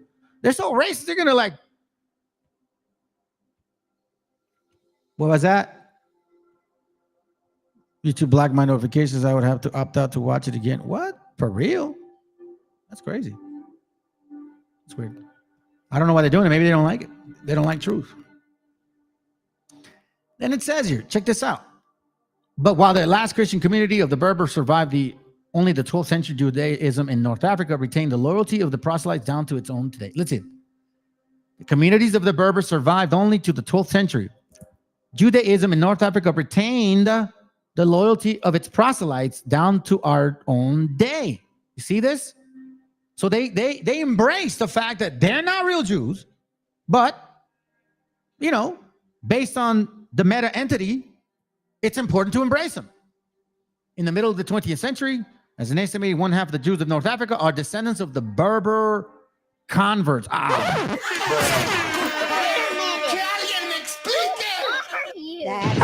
that's gotta hurt. Let me read that again. In the middle of the 12th century, an estimated one half of the Jews of North Africa are descendants of Berber converts. Nate the Snake, dumbass Roberts, your leader from IUIC. This is what he's teaching you. They are Africans claiming to be Jews. They are literally the ones that are like Revelation 2:9 and 3:9. Like, it's right here in our face. Sharaki had no more data for estimating the proportion of Berber descendants in the Maghreb Jewish community that then had Hirschberg. They could equally have well spoken of 9% of 99%. You see this? His book was first published in French in 1950, and it clearly sought to align itself with the French scholar of Maghreb.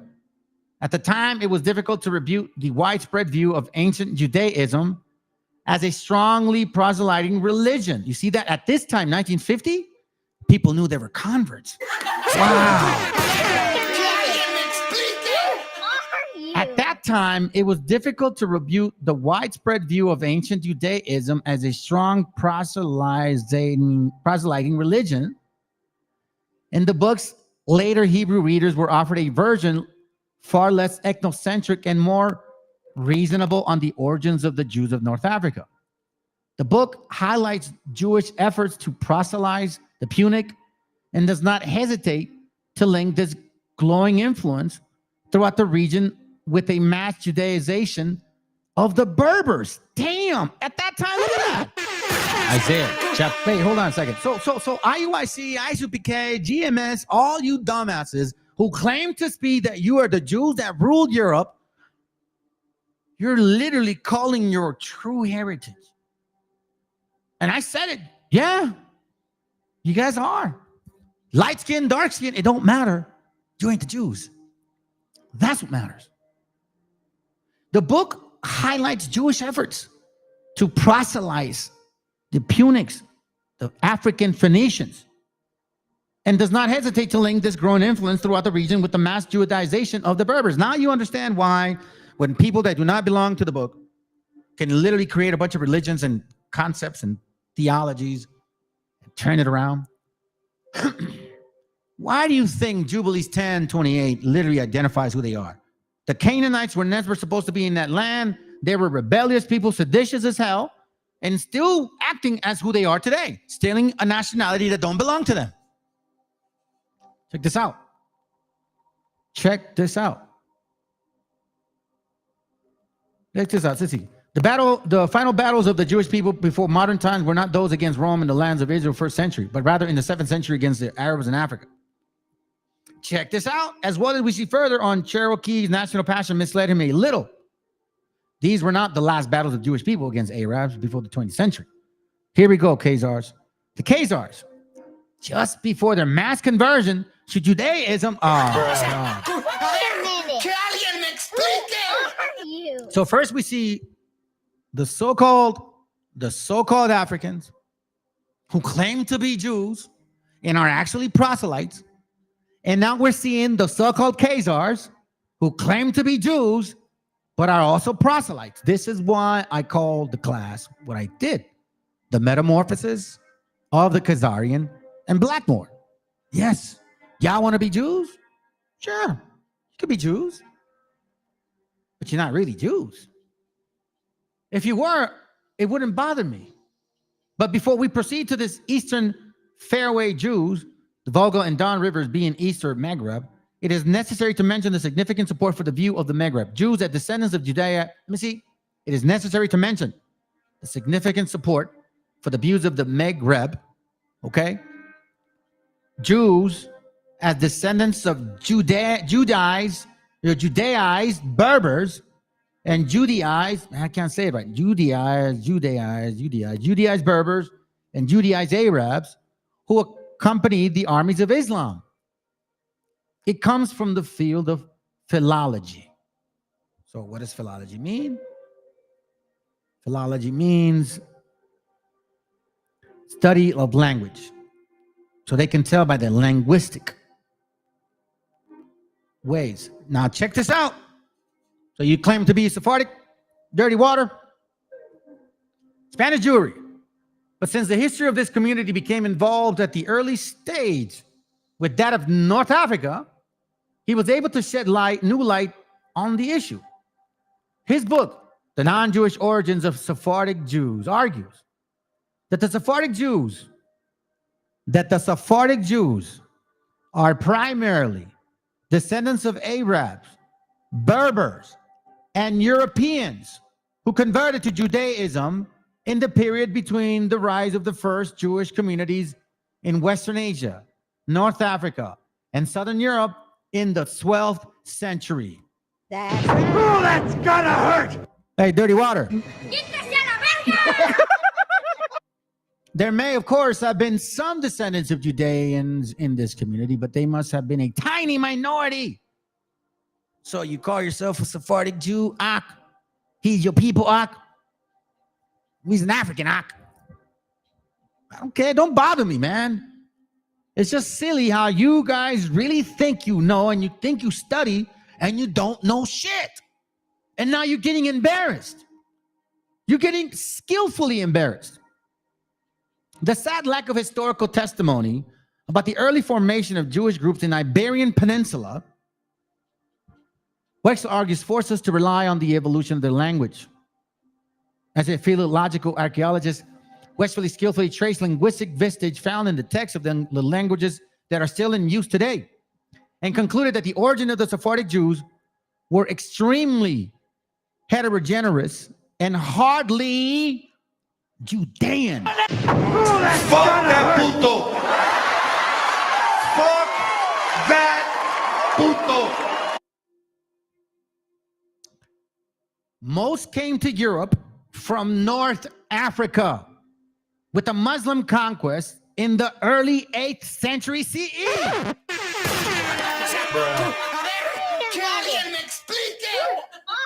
The trace of Judeo-Arabic from the Maghreb, as well as the Berber customs, can be found in Judeo-Iberian language and culture. And if the Arab language was the decisive factor from the linguistic viewpoints, in cultural, religious, and demographic terms, the Berber presence was the most significant. Once again, Sephardic Jews are not our people. Stop with that bullshit, dumbass dirty water. I know that you go on channels and go and claim that shit, and you got these dumbass so-called West Africans who claim to be natives, who laugh at your stupid ass because you sound really dumb.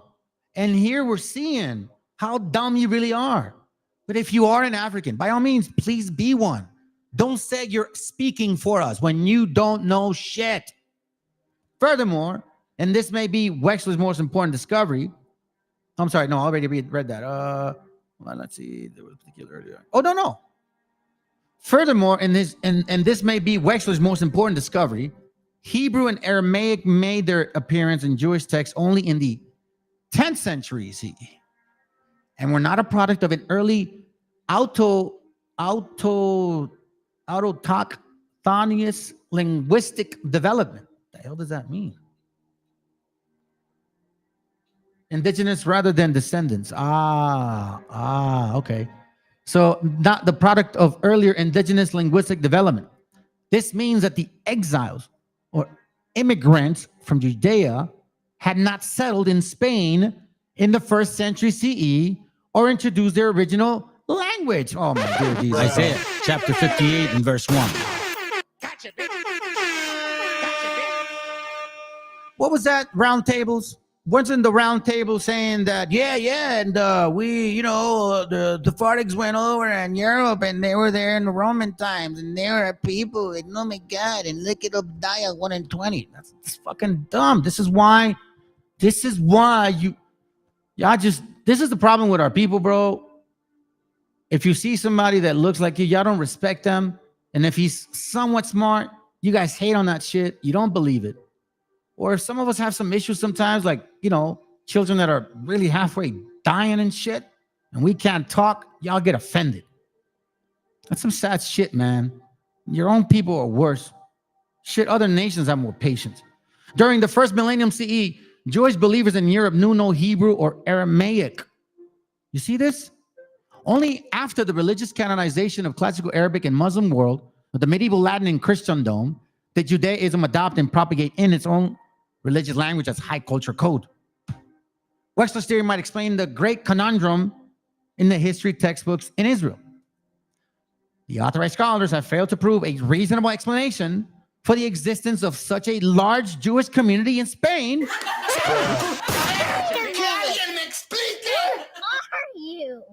See what he's saying? Nobody was able to prove who these guys fucking were in the first place. A larger community, right?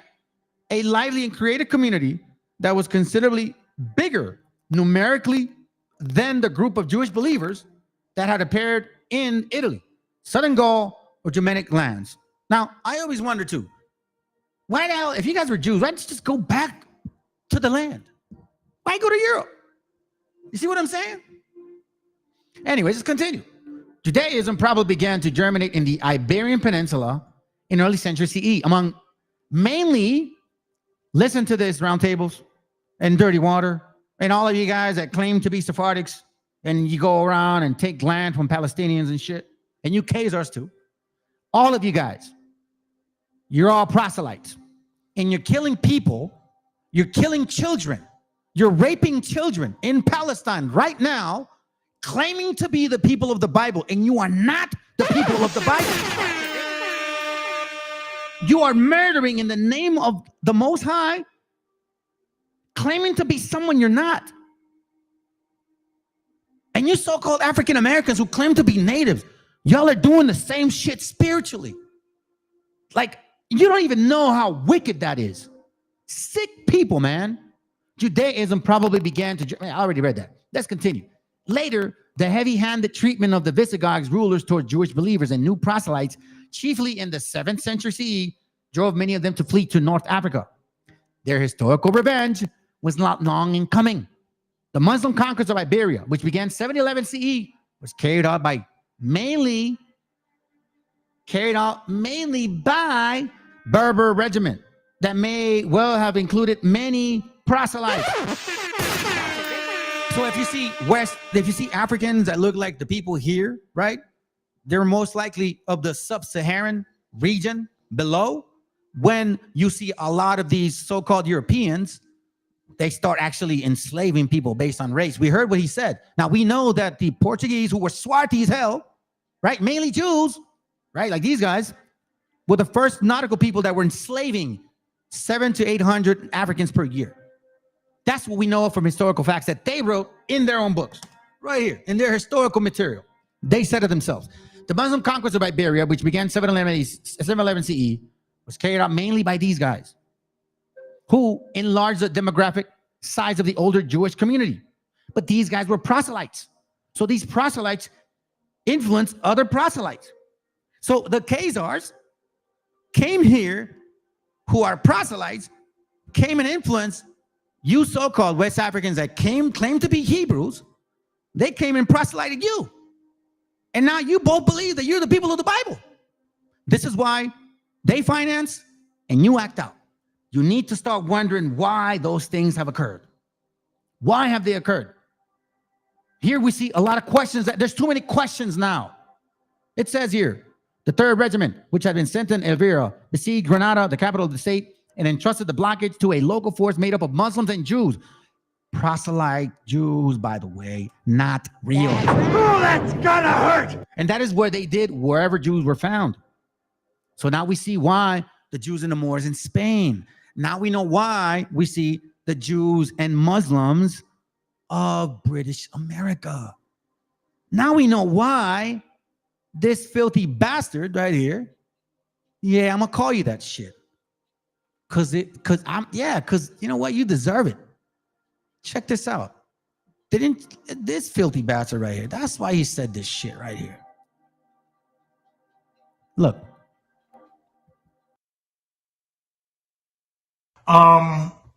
They forced us to convert to Christianity, this new form of Christianity, wherein they were God, they were Christ. Okay? The angels were white, and that the Jews who had converted, the white man who had converted to being a Jew, they also had to, they were on top of us. Had to convert it, the white men were white. Okay? The angels were white. And that the Jews who had converted, the white men who had converted to, the white men who had converted to Jews, who had converted, the white men who had converted.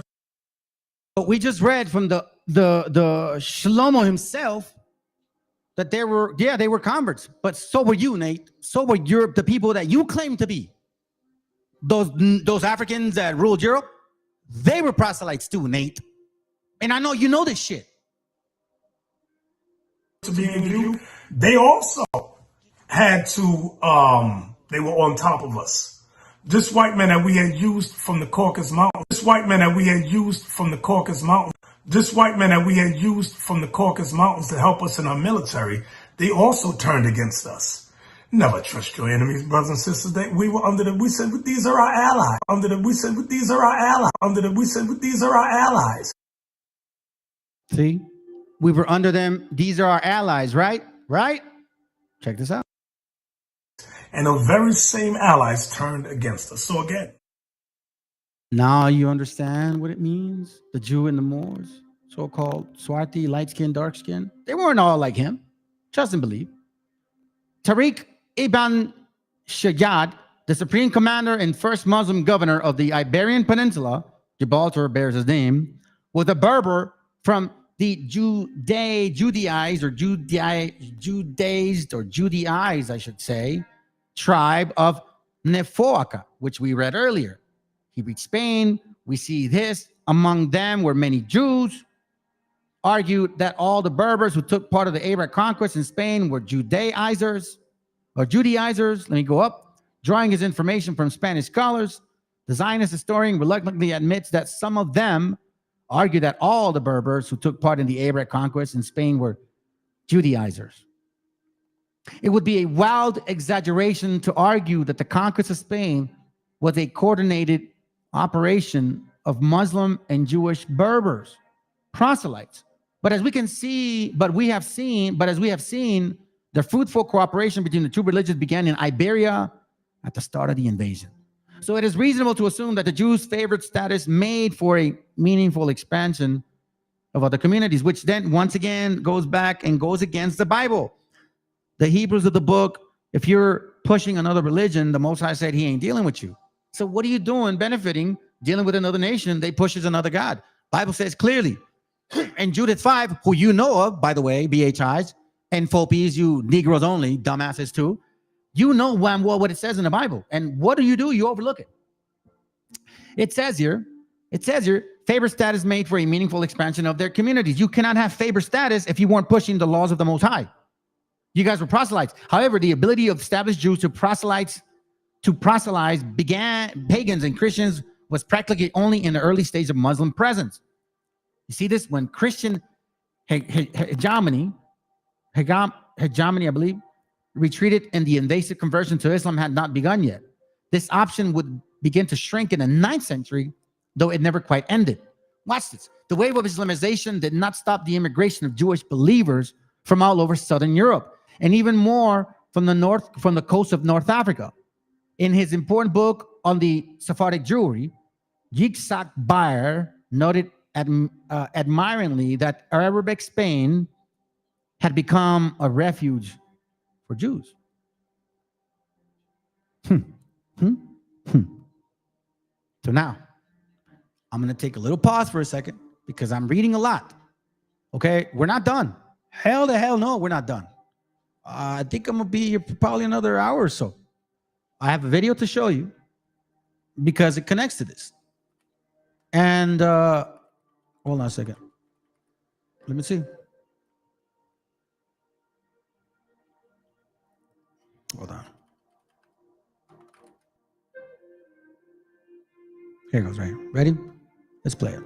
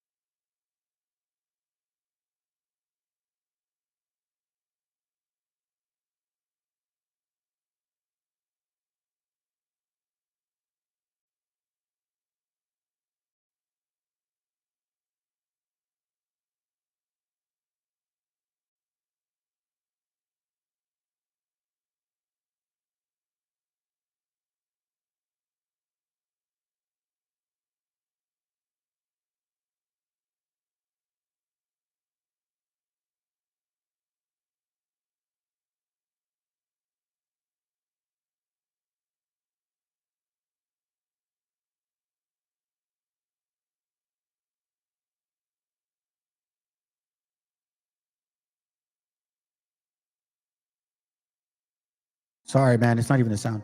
Sorry, don't worry about it. I'm trying to download this, by the way. I'm trying to download this video. Sorry, I guess I was on mute. I thought I had it downloaded, to be honest with you. For some reason, it's not, I guess. I don't even know why, but I did download it. So anyways, so I'm just waiting for it right now. So I'm going to go about a couple hours still. You guys, you know what I'm saying? There's a lot of material in here, and I'm not going to let it go. It correlates with the other class. I would have waited another week, but I think now is the perfect time. And then I could take a break because this is important. I mean, these are topics that need to be examined. Matter of fact, while I'm waiting, let's kind of start this. So it says here, Jewish Khagans, a strange empire rises in the east. In the middle of the 10th century, the Sephardic Golden Age has died, which remember, Sephardic has died. The guy that wrote to the Khazars the letter, right? Supposedly he was a Jew, right? Right? He wasn't. So now we know that he was a proselyte convert. Do you know what I'm saying? Okay, so here, a physician, an important statement in the court of Caliph or Caliph of Cordoba. So again, a Muslim and Caliph wrote a letter to the king of Khazars. You see? It says, Ben Aron, rumors about a great Jewish empire bordering the Eastern Europe had Jewish elites, continent, Western end, arose in intensity, curiosity, blah, blah, blah. I'm going to kind of skim through this a little bit because we all know what this is about. We got a lot of material on this bastard. They claim to be of these particular people. You know that we are of the sons of Japheth and his sons Torgama. So he says, okay? Khazar Mongols. I'm going to look at that book later on. It is said that the time that my ancestors were but a few, blah, blah, blah. You guys can read that later. I tell you, many generations passed until a king rose whose name was Bulan, a wise and God-fearing man who put all his trust in the Lord and removed all his sorcerers. Listen to this. And removed all his sorcerers and idolaters from the country and lived under the Lord's wing. This king summoned all his ministers and servants and told them all these things. They were content and accepted the king's judgment and entered under the wing of the Shekinah. Basically, you know, the whole conversion. It says here, writing in an epic and ornate style, the king describes the conversion to Judaism. Oh, that's gonna hurt! And lists the reasons that moved his ancestors to prefer the Jewish religion to the other two monotheistic faiths. You see this right here? Straight, right to the point. The letter of Khazar King was probably copied and embellished many times, but its core information seems fairly trustworthy. Then it says here, Khazar priest, Pupuhead Hasdi, son of Yaksa, and did not know if it was true or not. Then it says here in the bottom, that Khazar. Okay, here goes. Finally, though, this sharp scholar who detested fables became convinced and admitted as much that Khazars proselytized and had proselyte kings. You guys are chihuahuas too, bro. Fucking convert bastards. There were Khazar people who proselytized, and the King Joseph sent a letter. Again, Shaprut. We used to read and think, oh, he's a Jew, a Sephardic Jew. Yeah, a North African, most likely Berber convert. Then it says he goes on to say that when in Tula, he met Jewish students who told him that they were Khazars and faithful to Rabbinic Judaism. Then it says, whereas the histories of the Judeans, Himarites, and Berbers were all but erased from general consciousness, it was more difficult to leave blank pages on the case of Khazars. In first place, the secular modern public knew about Khuzari. You see this? So their history is very relevant. People know of this shit, but they more want to hide it because, again, it goes to the context of modern society. What did Norman Chomsky say? In today's society, I'm a Jew. So in today's society, since I'm a Jew, I don't give a shit what you think I am. And my DNA, if it says I'm a Khazar, I don't care. Because in today's society, I'm a Jew and you're not. He spits in your face very intellectually, by the way. I don't know if you really caught that shit. Then it says here, second, there was a mass of historical evidence that about the Khazar kingdom from Arabic, Persian, Byzantine, Roman, Armenian, Hebrew, and even Chinese sources. So these guys knew of these guys. And they all agreed that it was very powerful. And many of the sources also referred to its unexpected conversion to Judaism. See, Jewish Khazar was, of course, immeasurably bigger than any historical kingdom in the land of Judah. The story of Khazars is fascinating. It begins in the 4th century CE when some nomadic tribes accompanied the Huns as they were surged westward. I need to show this because I'm going to play a video later on about the Khazars and about the fake Jews, basically. Both of them. You know what I mean? Both of them. You can either one of you can come and get it. Either one of you. I don't care who you bring. Bring your big papi, whatever guy it is. I don't care. You can even have a moderator, that can shut me up and shit because you guys probably think I talk a lot. No, I can play your game. 2 minutes, whatever. It continues with the rise of great empire and steps into the long Volga River and the Northern Caucasus. Yes. And see, this is what really bothers me, man. Because you so-called African Americans that claim to be Jews, you only focus on the shit, but you ignore everything else that says that you're a proselyte yourself. The Khazars were a coalition of strong Turkish and Hunnic Bulgars. We can see this right here. The Slavs, the Bulgars, the Khazars. Remember that. Remember those things. Remember those words. Remember those words. We know of the Emperor Leo, the Kagan Khazaria. We know that their relationship with the Byzantine Empire. We know that it was Leo the Khazar at that time. We know of Muslims and Khazars were described by numerous Arab chroniclers. Then the Khazars and Turks overcame the Muslims. We all understand these things of the wars that were going on in that region right there. Okay? Let's not forget because Byzantine then gets in a fight with the Ottoman Empire, which then World War I begins. You guys understand that that's the whole concept. If you start breaking down year by year, you'll realize that history is very easy to see. As long as you just read. We say in Spanish, si eres un buen lector, you will really progress in life. Meaning if you're a reader, if you're just a reader, you'll learn a lot. You'll be able to really deal with these people. Watch this. Most sources depict the Khazar kingdom as having a highly original dual government. The supreme holy leader, as well as an active secular leader. Now, Ahmed Ibn Fadlan is from the movie The 13th Tribe. The 13th Warrior, which I'm going to show you after. I'm just going to show you sections of videos to confirm what I'm reading, okay?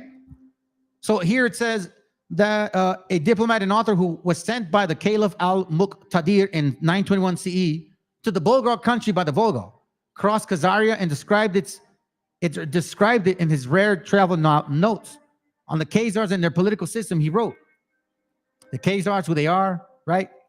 He is seen only once in 4 months, this so-called king. and at a respectful distance, he is called the great Kakan or Kaka. And that's why they got Kaka.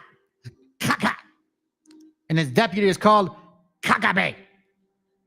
It is the latter who commands the armies, right? Administers the kingdom and looks after it. His allies raise the kingdom, blah, blah, blah, blah. So this king they don't see for 4 months. Now, do you guys know that this king doesn't change his clothes? Yeah, he wears the same shit forever until that shit disintegrates. Then he changes. Yeah, we're going to see it later on. I'm telling you, it's beautiful. As their regiment and government, their master is called Kakan Kazar. You guys can take a picture of it. Great Kagan. Then he says he's got like 25 women, 60 concubines. Al-Khazir from the lands of Russian and Bulgars. Just keep that in mind. Just, we know of this. I've done several classes on this. Y'all can read this book from page 200 to 250 is where you get the real meat. Why did the Khazarian kingdom not adopt the Greek or Arabic language for the religious usage in high-level communication? That's a good question. One of the few surviving testimonies, by the way, Khazars and Judaism, a long love affair? It says one of the few surviving testimonies led by the Khazars themselves is the important document known as the scholars as the Cambridge document. Its originality is less disputed than the King Joseph letter. This Hebrew manuscript written by a Jewish Khazar in the courts of Joseph was found, right? Cambridge Library is talking about this letter. Now it says here, if you guys want to just kind of glance through this, Armenia and our ancestors fled from them. It says here, for they could not bear the yoke of the worshippers of idols. And the Prince Khazar received them, for the men of Khazar were the first without the Torah. And they, too, remained without the Torah and Scripture and made marriage with the inhabitants of the land and mingled with them. And they learned their deeds and went out with them to war continually. They became one people. Only upon the covenant of circumcision they relied, and some of them observed the Sabbath. You see this? Let's see what else. What else am I missing? The contemporary Arab Judaization. A contemporary Arab writer also described the Judaization of the king of Khazaria following an intense theological debate, except that in his text, the Jewish scholar hired an assassin to poison the Muslim scholar before the decisive confrontation, and in that way, the Jew turned the kingdom to his religion and converted him. So they say. That's a story. That's the rumor. However, stories about migration as a catalyst in the process of proselytization seem much more relevant to understanding Khazar history. We're almost to, yep. You see this right here in the Caliphate. There's another section. Here it goes right here. Jehuda Halevi, or Halevi, noted in Kuzuri that the Khazars converted in 1740 CE, but the date may not be correct.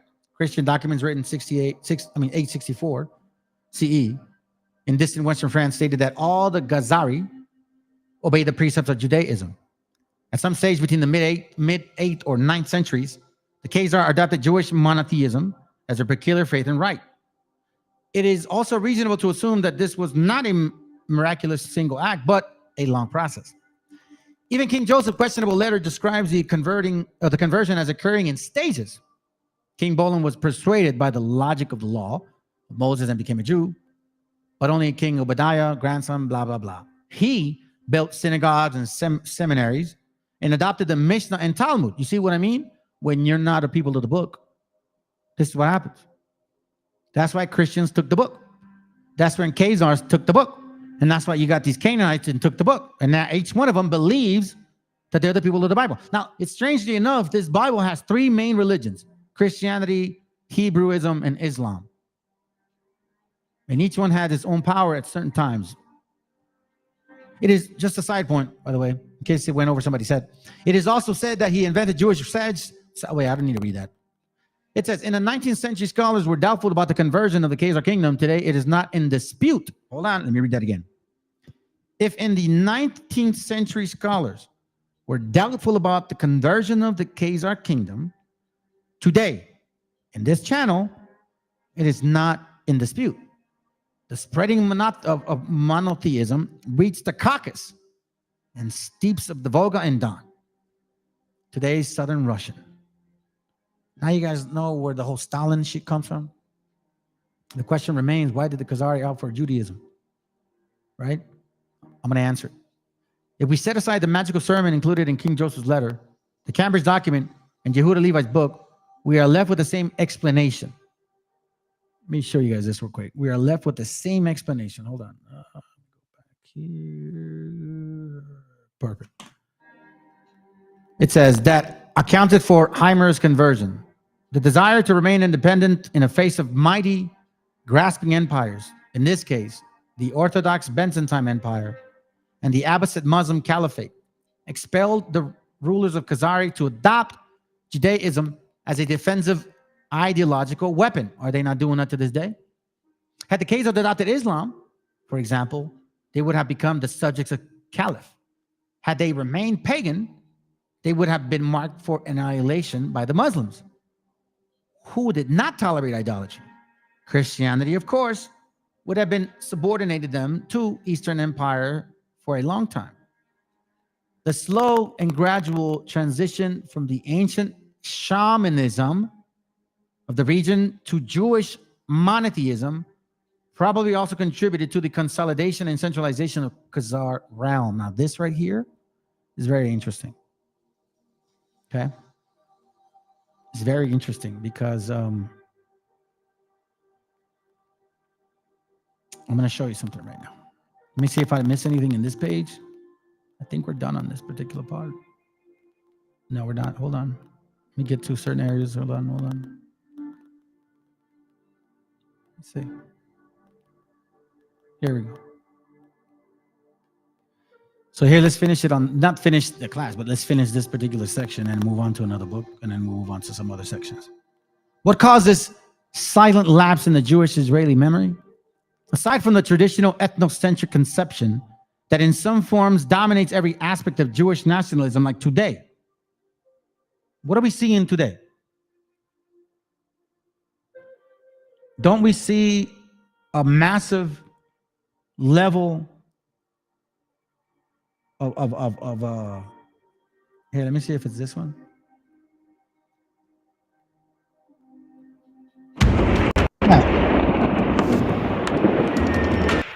Don't we see a massive level of attacks right now?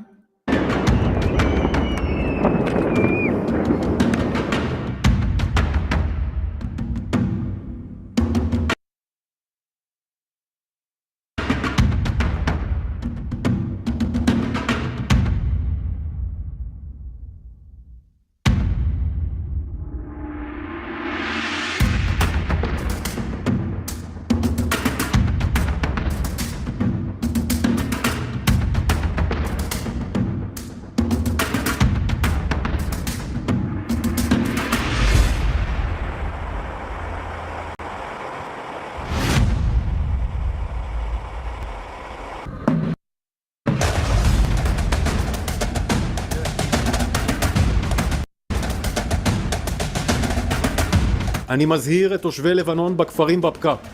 זו אזהרה ממוקדת לכפרים בבקע. התושבים הנמצאים בסמוך למבנים או בתוך בתים בהם מאוחסנים טילים ואמצעי לחימה, תתרחקו מהם מיד. תתרחקו לשם ביטחונכם והגנתכם. אתם רואים את הפעולה שאנחנו עושים כעת בדרום לבנון. חיזבאללה מתכוון לשגר את אמצעי הלחימה האלה לעבר שטח ישראל, ואנחנו לא נאפשר את זה. תתרחקו מהם לשם הגנתכם. חיזבאללה משקר לכם ומסכן אתכם. יישמעו לאזהרות ולמסרים שיועברו על ידי צה"ל לשם ביטחונכם וביטחון משפחותיכם. Why are they doing this? Why are you guys doing this if historically speaking you're not the people of the Bible? You are killing a massive amount of people, children specifically, and you're not the Jews of the Bible. Historically speaking, none of you Khazars are, and you Sephardics either.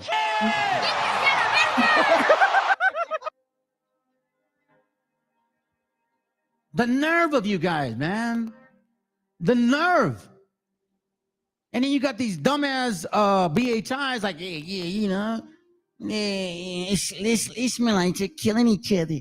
Stupid asses, bro. Y'all don't even know what you're talking about. Or you do, and you just got a bunch of idiots following you.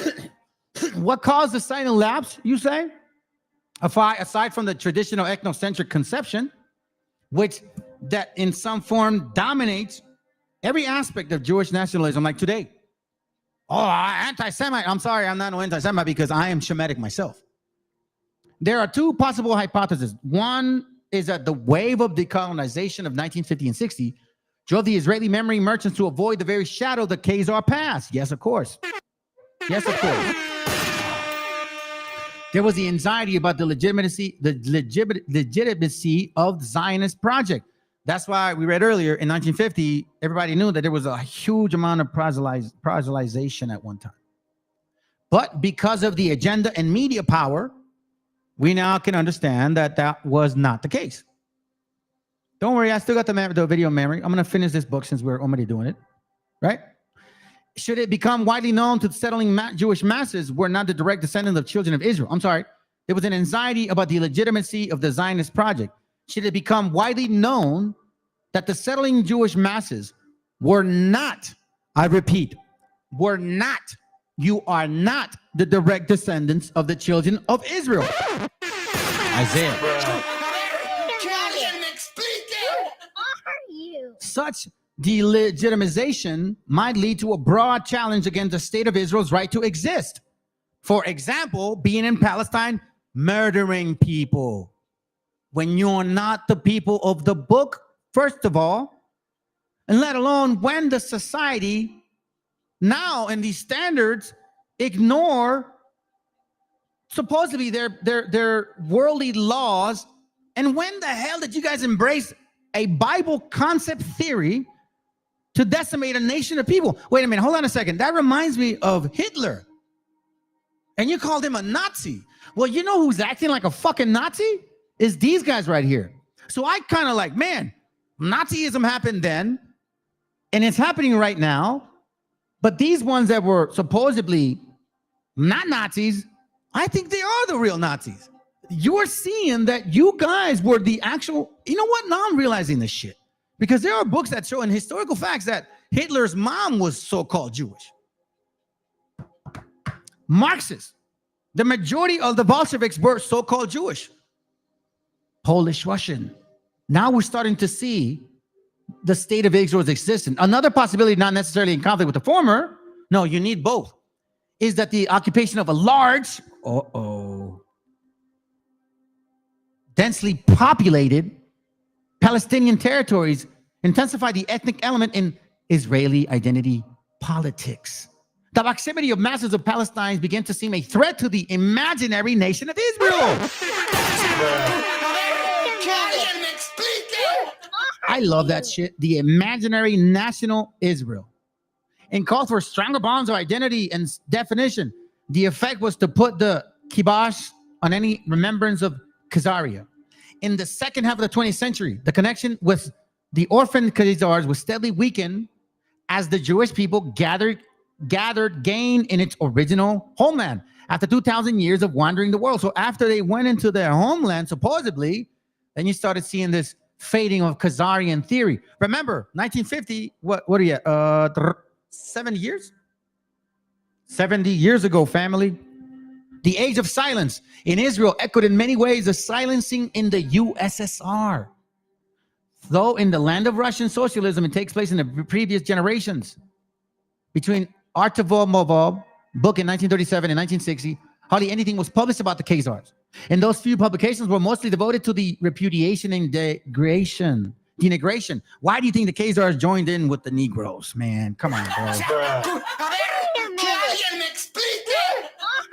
Y'all needed each other. This is why Nate the Snake said they turned against us. The existence of those strange Jews in the East became, not surprisingly, an aberration from the historical logic of Marxism, Leninism, and the character of Mother Russia that was reborn under Stalin. Whew, my God. All the Russians and late Soviet historians who had written about Khazaria were denounced as bourgeois who had failed to comprehend the common Slav traits and so played down the importance of ancient Kievan Russia.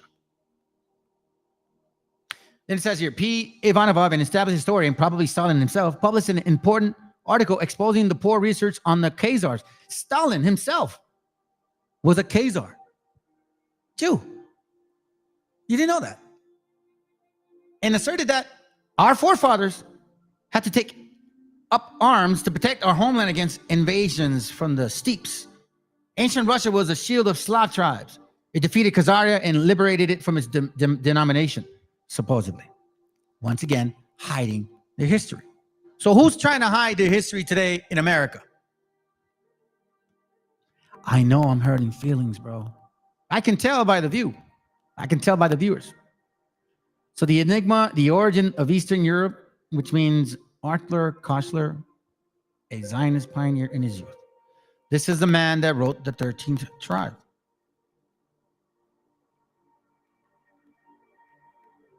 Later, he was communist, but grew to detest Stalin and became bitterly an anti-Soviet. Nevertheless, he continued to support the existence of State of Israel and was concerned about the Jewish refugees who flocked to it. So here he reads about, or writes about, to prove that they are not Khazars. And he finds out that they are. The large majority of surviving Jews in the world is of Eastern European and thus perhaps mainly of Khazar origin. If so, this would mean that their ancestors came not from Jordan, but from the Volga, not from Canaan. And even if you call yourself a Canaanite with the assumption that you're a Hebrew, we are confirming that you are just a West African or North African, but not a real Hebrew. Not from Canaan, but from the Caucasus, once believed to be the cradle of Aryan race. And that genetically, they are more closely related to the Hun, Uyghur, and Magyar tribes than to the seed of Abraham, Isaac, and Jacob. Should this turn out to be the case, then the term anti-Semitism will become void of meaning based on the misapprehension shared by both the killers and their victims. The story of the Khazar Empire, as it slowly emerges from the past, began to look like most cruel hoax which history that has ever perpetrated. But it was not in use. In 1970, Israel was caught up in the momentum of territorial expansion. And without the Old Testament in hand and the exile of the Jewish people in memory, it would have no justification for annexing Arab Jerusalem and establishing settlements in West Bank. Why am I reading that? Here's why. Culture was not certain in 1970 whether the non-Ashkenazi Jews were descendants of Judaism. And if the Khazar conversion was an exception in Jewish history, nor did he understand that his battle against anti-Semitic racism might deal a mortal blow to Zionism principal imagery. Or rather, he did and did not understand, and naively assumed that if he declared an ambiguous political position at the end of the book, he would be exonerated. So he says, I'm aware of the danger that it may be meticulously and misinterpreted as a denial of the state of Israel's right to exist. But that right is not based on the hypothetical origins of the Jewish people, nor of the mythological covenant of Abraham with God. It is based on international law. In example, on the United Nations decision in 1947. Whatever the Israeli citizens' racial origins and whatever illusions they entertain about them, their state exists de jure, de facto, and cannot be done except by genocide. Damn. Whew. So this right here is why he says, but it was no use. In 1970, Israel was caught up in the momentum of territorial expansion. And this is when they went to war with them. Once again, in 1967, I believe. And without the Old Testament in its hand, and the exile of the Jewish people, meaning the meta-identity, in its memory, this is why Noam Chomsky is a fucking idiot. Because in the same breath, he's saying Palestine shouldn't die, but in the same breath, he's justifying that he's a Jew, which is why they're killing people. You see, supposedly he has a high IQ. It's easy to read and memorize and repeat. It's easy to read and memorize and repeat. That's what I'm going to say about that. It says here, they needed the Old Testament in hand and the exiled Jewish people's memory of it. It would have no justification for annexing Arab Jerusalem and establishing settlements in the West Bank, the Gaza Strip, the Golden Heights, and even the Sinai Peninsula. You see this? You see what is going on right here? This guy was talking about what they're doing right now. The writer was able, who was able in his classical novel Darkness at Noon to crack the communist enigma, did not comprehend that the Zionist enigma was entirely caught up in the mythological of the eternal ethnic time. Nor did he foresee that the post-1967 Zionists would resemble the Stalinists in their ferocious response. Both saw him as an irredeemable traitor. So it says, and we're almost done with this, when the book appeared, Israel Ambassador DeBrey described it as an anti-Semitic action financed by the Palestinians. Isn't that what that fucking convert who calls himself Netanyahu came and said to Americans here? That the people protesting were paid by Palestinians or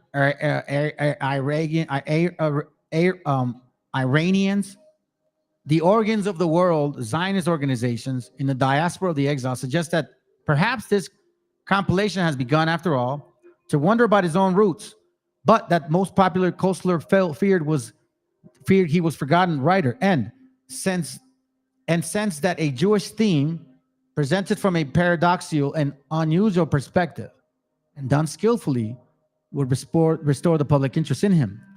The Zionist publication expressed a deep concern that, thanks to this exotic element in Kostler's prestige, the book would appeal to Jewish readers without either historical understanding or a critical faculty, who might accept its thesis and implications literal. You see that? So even they are telling their own people, we're not Khazars. We're not Khazars. Which is why I started off reading this here. No one wants to go looking under stones when venomous scorpions may be lurking beneath them, wanting to attack the self-image of the existing ethnicity, ethnos, and its territorial ambition. The writings of national history is not seriously meant to uncover past civilizations like we see today. Its principal aim thus far has been the construction, meaning the belief, like Joe Biden said, if there was no Israel, we'd have to invent an Israel. Its principal aim thus far has been the construction of a meta-entity. We have to create an Israel and the political consolidation of the present. That's why when you look at the importance of knowing history and their intent, you can appreciate your family more. You can love your children more. You can spend time and really be involved with your wife more. Be present at the moment, because now you're starting to see the clarity of what, when you look around, you're not confused no more. You have answers. Like you have answers, you know what I'm saying? And it's not conspiracy theory. Like you're like, holy shit, man, this is real stuff. Like I can see what he's talking about. Yeah. What the hell? I just downloaded the damn thing. Oh, here it goes. Check it out. I'm going to play it. I'm going to take a little break. Hold on. What the hell? Give me a second, family.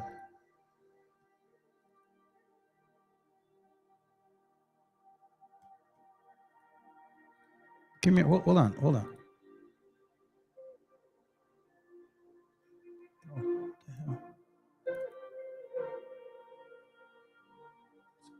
Give me a second. What is going on? Why am I not able to download it?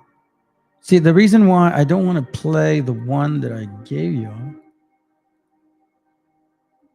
is because that one is not necessarily edited. And why doesn't it want to play the video? What the hell? Hold on, family. Now I'm really mad. Now I'm really upset. Because I'm really trying to get this going. It's like, what the fuck, bro? I downloaded the shit. It's in my own way. Get the hell off, man. You're messing me up. Get out. Let me see. Yeah, I did. I downloaded this thing, man. Come on, bro. So as you can see, give me a second.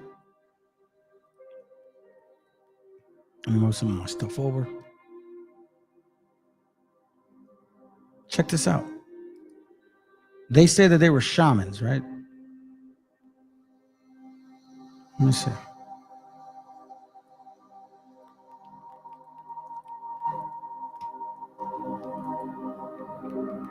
This is from a book I have, The Protocols of the Learned Elders of Zion.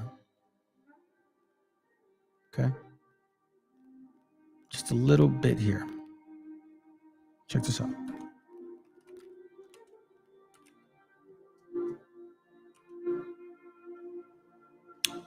It caught my attention. It says here that the symbolic snake of Judaism. So apparently these people, these learned men, decided by peaceful means to conquer the world for Zion with the slightness of the symbolic snake. Okay. This is a kind of interesting book. I'm not going to read too much of it. We're talking of sovereign of Europe had laid low, right? Symbolic snake. Where do you think that concept, don't tread on me, came from? It's not by coincidence. You know what I'm saying? It's not by coincidence. That whole shit, bullshit, Nazism and all that, it's made up. This is the game that they're playing, family. This is a game that they're playing. Give me a second. Let me see where it's at. The symbolic snake and its significance. The instability of a constitutional scale. The symbolic snake. Right? Check this out. Is that the protocols one? Yep. I think it is. Yeah, that's the protocols one. Where do you think this concept comes from? Right? Don't thread on me. So check this out. This is from a similar book, The French Connection, The Protocol of Zion. It's not the same book. But look at something I read here, and I'm just going to read it quickly while it's downloading. Right? Check this out. Methods of conquest. I have some good news. We're only a few steps away from our goal. There's a small way to go. Hold on, here it goes right here.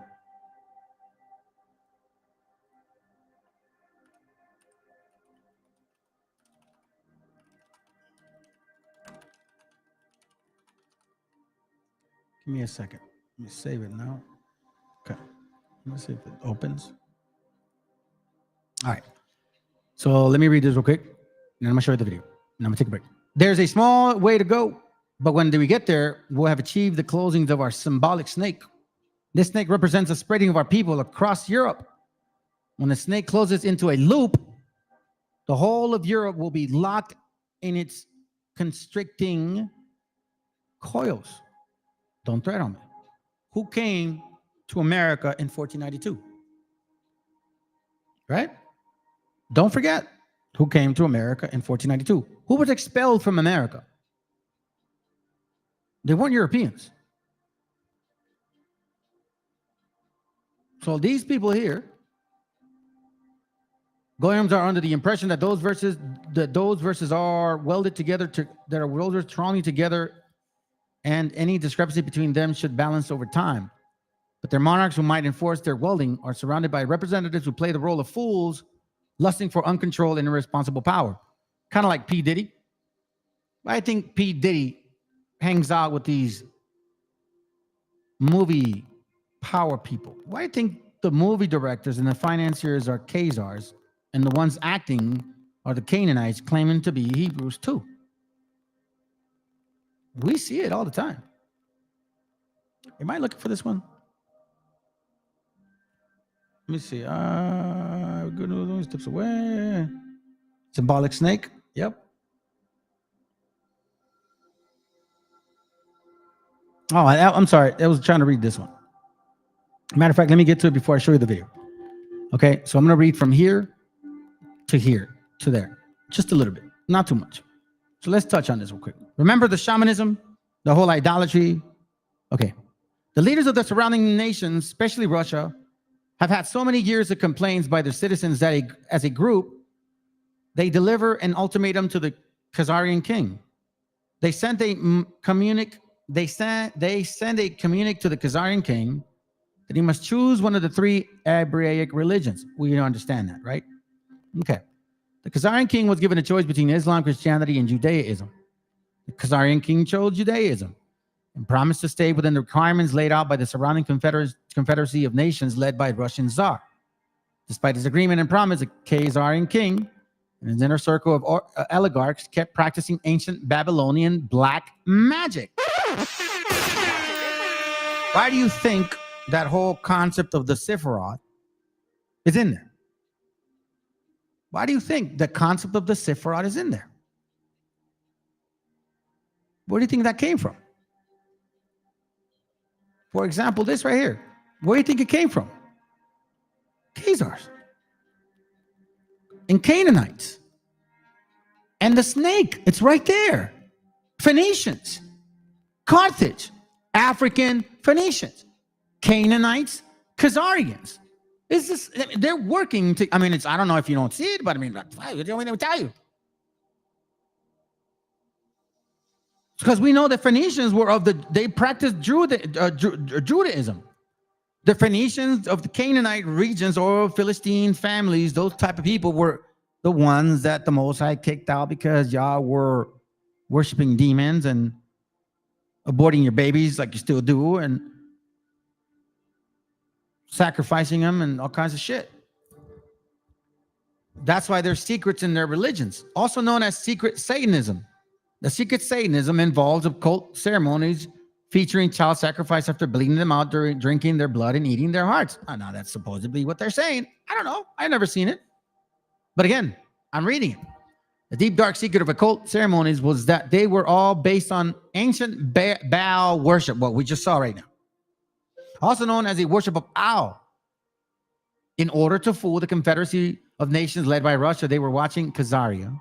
The Khazarian king melded a secret satanic hybrid religion known as Babylonian Talmudism. Now we start seeing the Zophar, the Shohar, the books of enlightenment, the Sephiroth, the 10 elements, the 7 levels. That's why the Revelation 13:1, 7 heads, 10 horns, and 10 crowns is the Sephiroth. And that's why when the Bible says of good and evil, the evil part is what these books are teaching, which, whether you believe it or not, has a history of thought. You see, that history, religion of thought, has been recreated 4 times already, in case you guys don't know that. And unfortunately, it's in your face now. It's all over your places. The whole concept of prosperity and all that shit, it's part of this. This was made the national religion of Khazaria and nurtured the same evil that Khazaria was known before. Sadly, the Khazarians continue their evil ways, robbing, murdering those from surrounding countries who traveled through Khazaria. Khazarian robbers often attempted to assume their identity after they were murdered, after they murdered these visitors. Are they not doing that in Palestine? Did they not do that here? Are they not doing that here now? And became masters of disguises and false identities. Holy schmoly. It sounds just like you, West Africans that want to be Hebrews. A practice that they have continued even to this very day, along with their child sacrifice occult ceremonies, which are actually ancient Baal worship. Who is providing the abortion clinics and who is aborting the majority of the babies?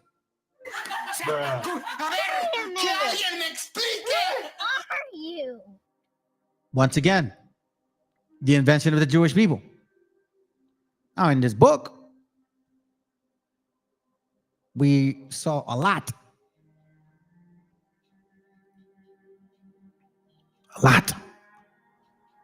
We're not done just yet. I got the video. Let me let it play. Hopefully it plays, man. Yes. Okay, let me let it play. Hopefully they don't block me. All right, family? If there's a sound issue, let me know, please. Let's go.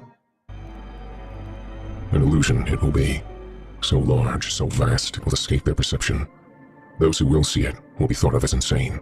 We will create separate fronts to prevent them from seeing the connection between us. We will behave as if we are not connected, to keep the illusion alive. Our goal will be accomplished one drop at a time, so as to never bring suspicion upon ourselves. This will also prevent them from seeing the changes as they occur. We will always stand above the relative field of their experience, for we know the secrets of the Absolute. We will work together always, and will remain bound by blood in secrecy. Death will come to he who speaks. We will keep their lifespan short and their minds weak while pretending to do the opposite. We will use our knowledge of science and technology in subtle ways, so they will never see what is happening. We will use soft metals, aging accelerators and sedatives and food and water, also in the air. They will be blanketed by poisons everywhere they turn. The soft metals will cause them to lose their minds. We will promise to find a cure from our many fronts, yet we will feed them more poison. The poisons will be absorbed through their skin and mouths. They will destroy their minds and reproductive systems. For all this, their children will be born dead, and we will conceal this information. The poisons will be hidden in everything that surrounds them, in what they drink, eat, breathe, and wear. We must be ingenious in dispensing the poisons, for they can see far. We will teach them that the poisons are good, with fun images and musical tones. Those they look up to will help.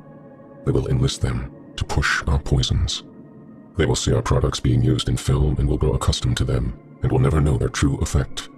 When they give birth, we will inject poisons into the blood of their children and convince them it's for their health. We will start early on, when their minds are young. We will target their children with what children love most: sweet things. When their teeth decay, we will fill them with metals that will kill their mind and steal their future. When their ability to learn has been affected, we will create medicine that will make them sicker and cause other diseases, for which we will create yet more medicine. We will render them docile and weak before us by our power. They will grow depressed, slow, and obese, and when they come to us for help, we will give them more poison. We will focus their attention toward money and material goods, so they may never connect with their inner self.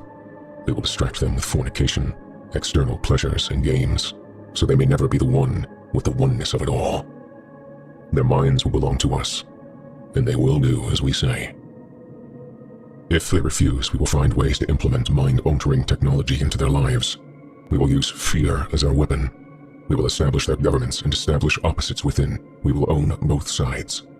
We will always hide our objective, but carry out our plan. They will perform the labor for us, and we shall prosper from their toil. Our families will never mix with theirs. Our blood must be pure always, for it is the way. We will make them kill each other when it suits us. We will keep them separated from the oneness by dogma and religion. We will control all aspects of their lives and tell them what to think and how. We will guide them kindly and gently, letting them think they are guiding themselves. We will foment animosity between them through our factions. When a light shall shine among them, we shall extinguish it by ridicule or death, whichever suits us best. We will make them rip each other's hearts apart and kill their own children. We will accomplish this by using hate as our ally, anger as our friend. The hate will blind them totally, and never shall they see that from their conflicts, we emerge as their rulers. They will be busy killing each other. They will bathe in their own blood and kill their neighbors for as long as we see fit. We will benefit greatly from this, for they will not see us, for they cannot see us. We will continue to prosper from their wars and their death. We shall repeat this over and over until our ultimate goal is accomplished. We will continue to make them live in fear and anger through images and sounds. We will use all the tools we have to accomplish this. The tools will be provided by their labor. We will make them hate themselves and their neighbors. We will always hide the divine truth from them, that we are all one. This they must never know. They must never know that color is an illusion. They must always think they are not equal. Drop by drop, drop by drop. We will advance our goal. We will take over their land, resources, and wealth to exercise total control over them. We will deceive them into accepting laws that will steal the little freedom they will have. We will establish a money system that will imprison them forever, keeping them and their children in debt. When they shall band together, we shall accuse them of crimes and present a different story to the world, for we shall own all the media. We will use our media to control the flow of information and their sentiment in our favor. When they shall rise up against us, we will crush them like insects, for they are less than that. They will be helpless to do anything, for they will have no weapons. We will recruit some of their own to carry out our plans. We will promise them eternal life. But eternal life they will never have, for they are not us. The recruits will be called initiates, and will be indoctrinated to believe false rites of passage to higher realms. Members of these groups will think they are one with us, never knowing the truth. They must never learn this truth, for they will turn against us. For their work, they will be rewarded with earthly things and great titles. But never will they become immortal and join us. Never will they receive the light and travel the stars. They will never reach the higher realms, for the killing of their own kind will prevent passage to the realm of enlightenment.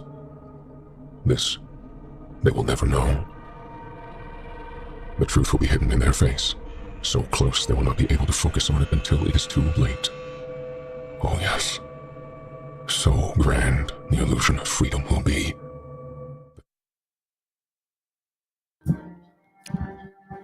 Yeah, that's it's not a joke. We read a very heavy book. Khazar himself admitting that they're converts and that they have no reason to be claiming these things. So why is you, America, white and black America, why are you guys letting them do this?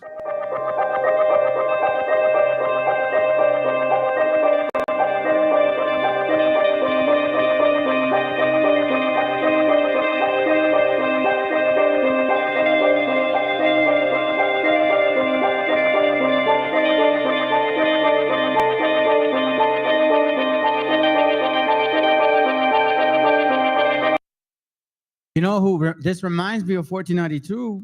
Isn't this the same thing that certain people did when they came here? Now let me remind you, family of mine, that those people that came as Christians, but remember, there was a lot of so-called conversos. Let's continue.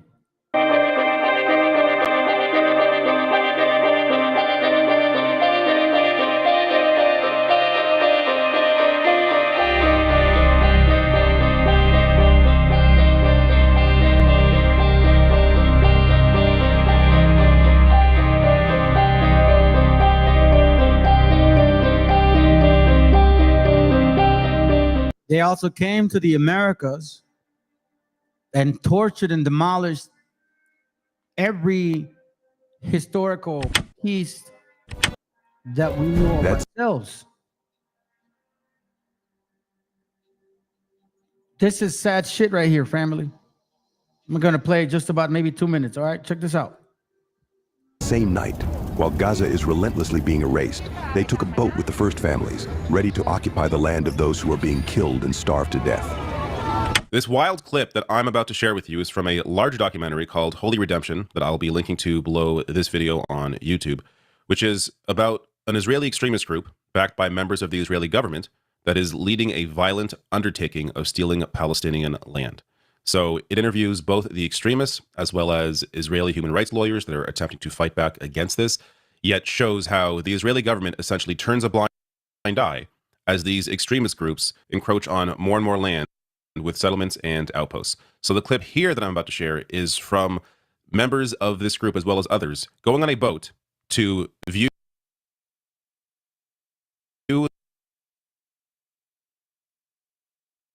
and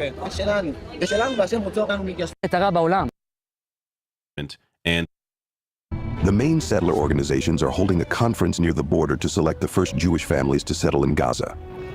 We are the only media invited to cover it. ברגע שאני שומע את אותם הפצצות בעזה, אני מרגיש שהעם שלי חזק. משמידים את הרע בעולם. Do you see this dumb shit from these dumb fucking people? Yeah, I called you dumb fucking people.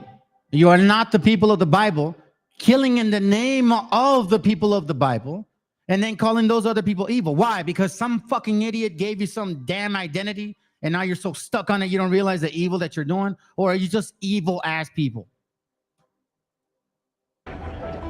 As we hear Israeli bombs falling on Gaza, they already discuss how much land each family will take, and the destiny of the people of Gaza, the exile. Okay, white America, where the fuck are you?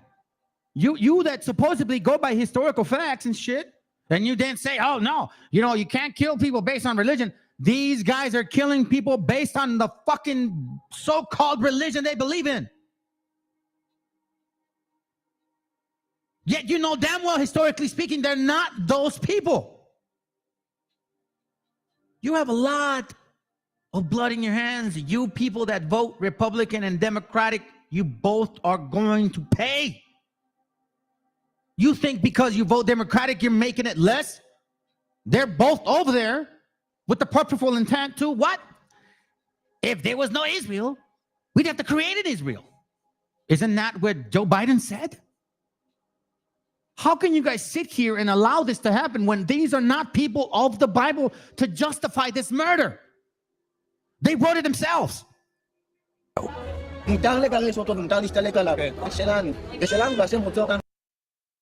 Hear that word? I'm very fucking familiar with that word right now. And I know my family, and I'm not a positive. I don't give a shit. You guys don't want to like my channel, then you can unsubscribe. I don't give a fuck. But you know what? This right here is a very familiar word to me. It allows to deport them and to take control of it. It is allowed to deport them and to take control of it. What is Miller, Stephen Miller, same of Khazarian bloodline, is saying about our people? Deport them. Deport them. Isn't this what AIPAC is pushing for too? Isn't these people the ones that came, the so-called Sephardics, claiming to be Jews? They have not stopped. And you are all idiots in Christianity believing these are the people. These are your gods?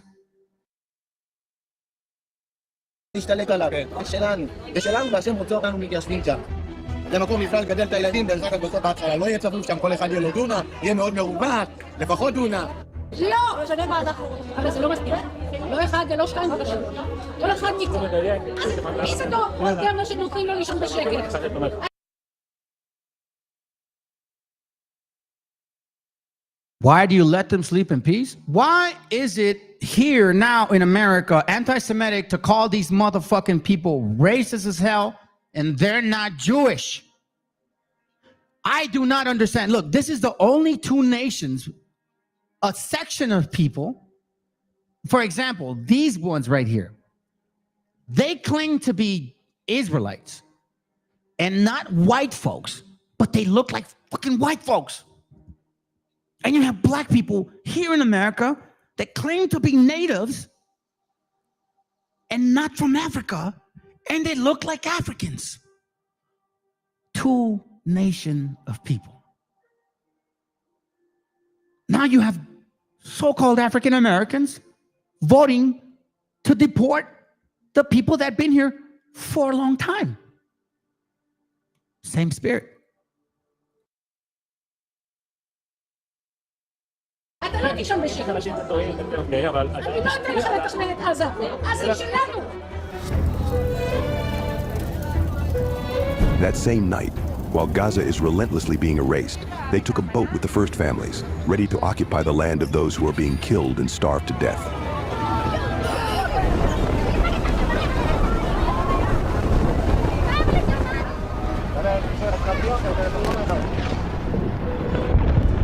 המטרה של גרעיני ההתיישבות להתקרב ככל האפשר לעזה, לראות את עזה כולה ולהבין שמעתה והלאה עזה תהיה כולה יהודית.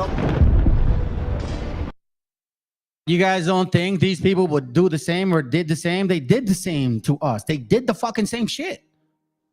Now, I pray that the Most High, man, I don't like to pray this way, but I do pray that he punishes you so fucking bad and he pays that shit back to your fucking kids, your Khazarian children. I pray to God that he does that to you because you're using the name of God to kill other people when you're not of the seed of Abraham, Isaac, and Jacob.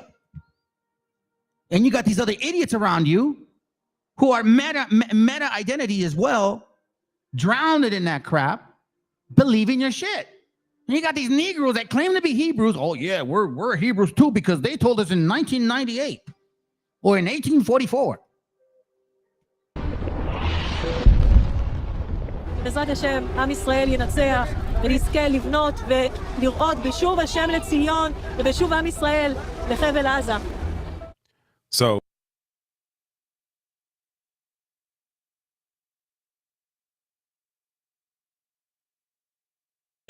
we love everybody. Thank you for coming to our event. I hope you see all the nice smiling people here. I'm a slave high! You gonna die! We love everybody. Thank you for coming to our event. I hope you see all the nice smiling people here. I'm a slave high! You gonna die! Hey, Mateo, how are you? I'm good. Fuck off. The unspeakable crime There you go. not. This weekend in Washington, D.C., the American Israel Council was holding its annual summit with all kinds of right-wing extremist Zionists who were justifying the genocide. And we thought, let's go there and do a little street theater. Let's set up a checkpoint that simulates the horrible checkpoints that exist all over the West Bank, where armed Israeli soldiers are pushing around Palestinians and letting them through or not letting them through, holding them there for hours, telling them what side of the street they have to walk on, that kind of thing. It got ugly very quickly. You are back! You are back! You dominate! You dominate! We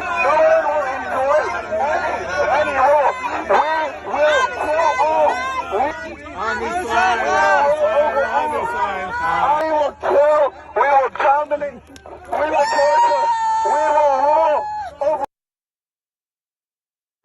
Next fucking time, any of these white people, bro, tell you Rasa any fucking shit, bro, I kid you not, throw this thing in their face. You see this? This is here in America. Don't they complain about Mexican people or just Rasa or Hispanics being proud of their flag? No, this is totally okay. Fake ass Jews, well, we know damn well they're mostly Khazarian converts, right? Are doing this in your so-called land. And this is okay. We will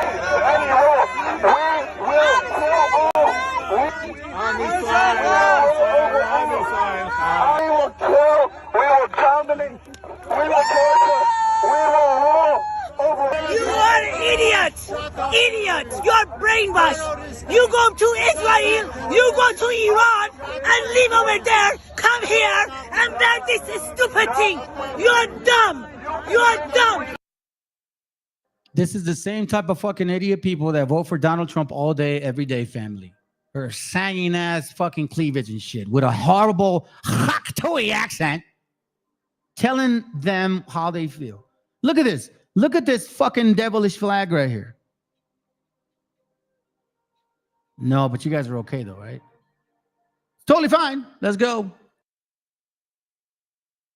You are brainwashed! You are anti-women! Oh yeah, we are that woman! We are that woman! You are We are that woman! anti-women! Get the fuck out of here! You're gonna be deported, you motherfuckers!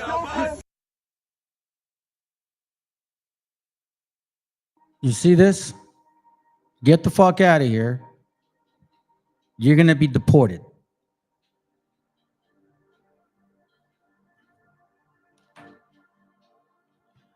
Y'all either be idiots or I don't know. I don't even know, bro. I may just continue. I'll just need to be quiet now because I am getting upset. I'm sorry.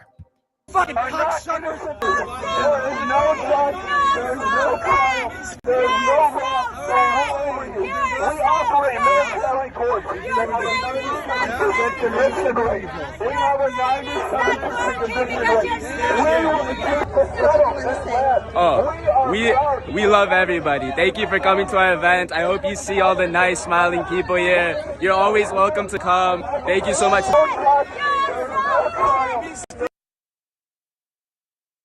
Here in America, these fake ass Jews, these piece of shit motherfucking people right here, they have dual citizenship.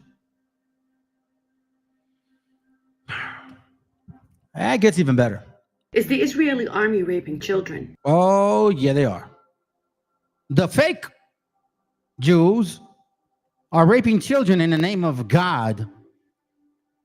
This is what they're doing. They're raping children in the name of God. You want me to be nice about it? Can't call me anti-Semitic. I am a Semite. Is the Israeli army raping children? Our protection teams are working with children released from the Israeli military detention system. These children report sexual violence, including rape. They report being denied food, beaten and attacked by dogs. They report seeing their parents stripped and beaten in front of them. These children are struggling to cope with the profound trauma and mental and physical harm that this has caused.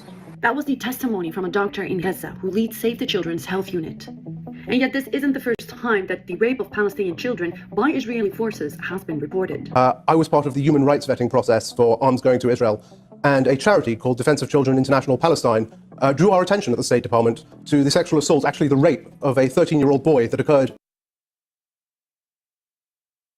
13-year-old boy occurred in Israeli prison. Let me tell you something. Let me remind you, family, that Stephen Miller, the same Khazarian convert claiming to be a Jew, was the main person that helped Donald Trump pass that law that separated 85,000 of our brothers and sisters from the arms of their parents.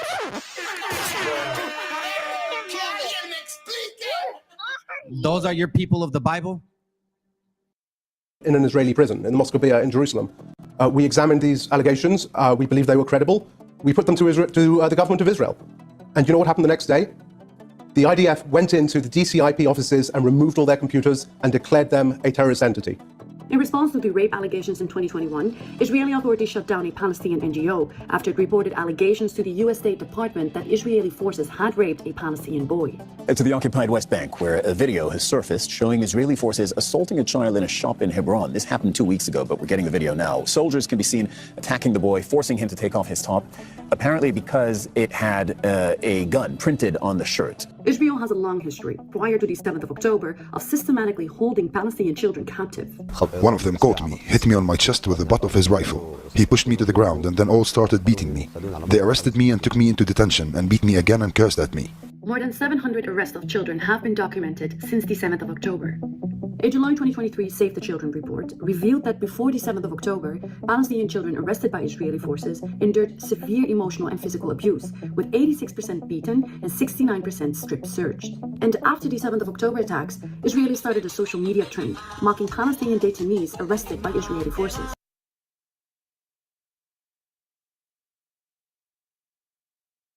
You Israelis are weak motherfuckers, man. You guys are weak ass fucking people. Weak ass people. And disgusting for that matter. Which brings me to my other point. Let's continue. Martin Luther King Jr. make a Diddy party look like a Catholic convent school. It's a third world country and a first world country. The black community in these cities, something like Haiti or worse. And it started out with Martin Luther King Jr., whose whole life was a Diddy party. Orgies and smoking and fighting and whipping up on women. The thing that bothers me more about all of it, Tucker, is the prostitute. The orgies are bad, but when you buy flesh and you say you're a man of God, to me that's very visceral. They say he plagiarized his PhD, which means that he was a fake doctor. He walks around with these communists. Money from Moscow was bankrolled in the civil rights movement. He was getting money from Moscow to put in his pocket. It had gotten so bad that the FBI designated King an enemy of the state. And it's only about 5 or 6 people that have ever been had such designation in the United States of America history. They said that with this designation, even if they heard that somebody was coming to assassinate him, they wouldn't warn him. And that was a courtesy they would give to mafia dons. They would not give it to King. Martin Luther King Jr. make a Diddy party look like a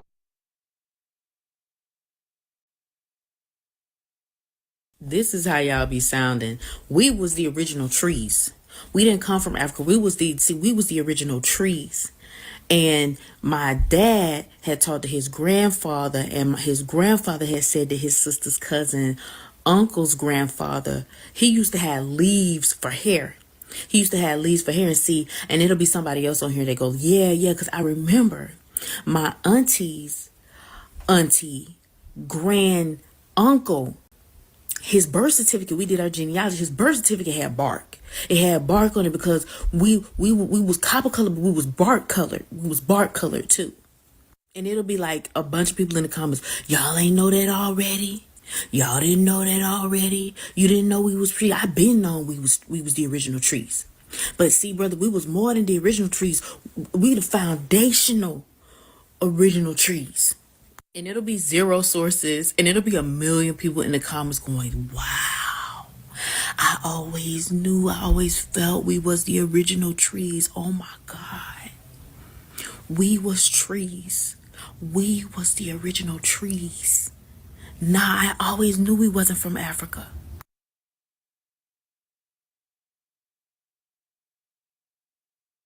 Egyptians are mutts. And I'm sorry, you are not.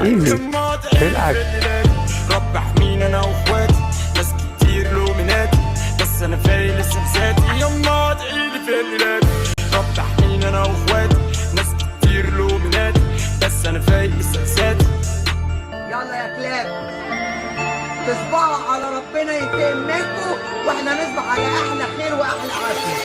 Egyptians.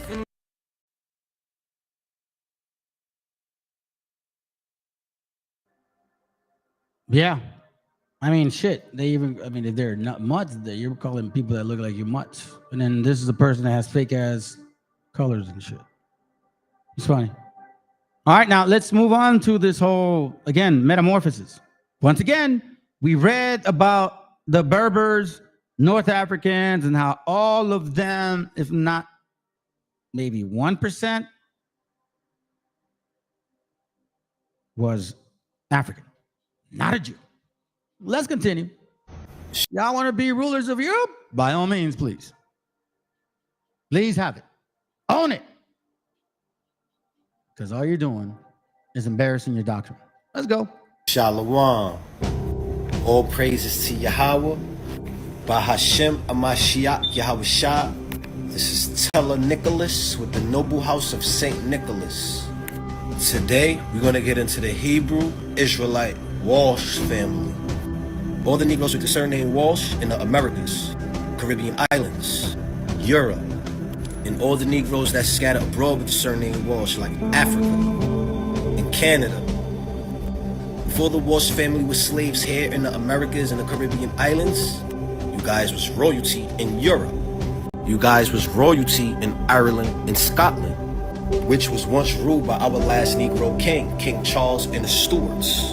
This is a picture of King Charles I by Anthony Van Dyck circa 1635 in a silk vest worn by him when he was beheaded by Oliver Cromwell. King Charles Stuart II, the Black Boy King of England, 1630 to 1685. The word Stuart comes from the Old Nordish root swart, which means black. Stuart is the same word as swarthy, which means black in Old English. There was once a Stuart line of kings in England. To remind y'all, the Negroes, the Hebrews, we ruled the Dark Ages of Europe for 1,000 years, from 500 AD to 1500 AD. That was prophecy fulfilled in Revelations 20:6. Blessed and holy is he that hath part in the first resurrection. On such the second death have no power, but they shall be priests of Yahweh and of Yahweh Shah, and shall reign with him 1,000 years. So from 500 AD to 1500 AD, we ruled with Christ. But back in the 1100s,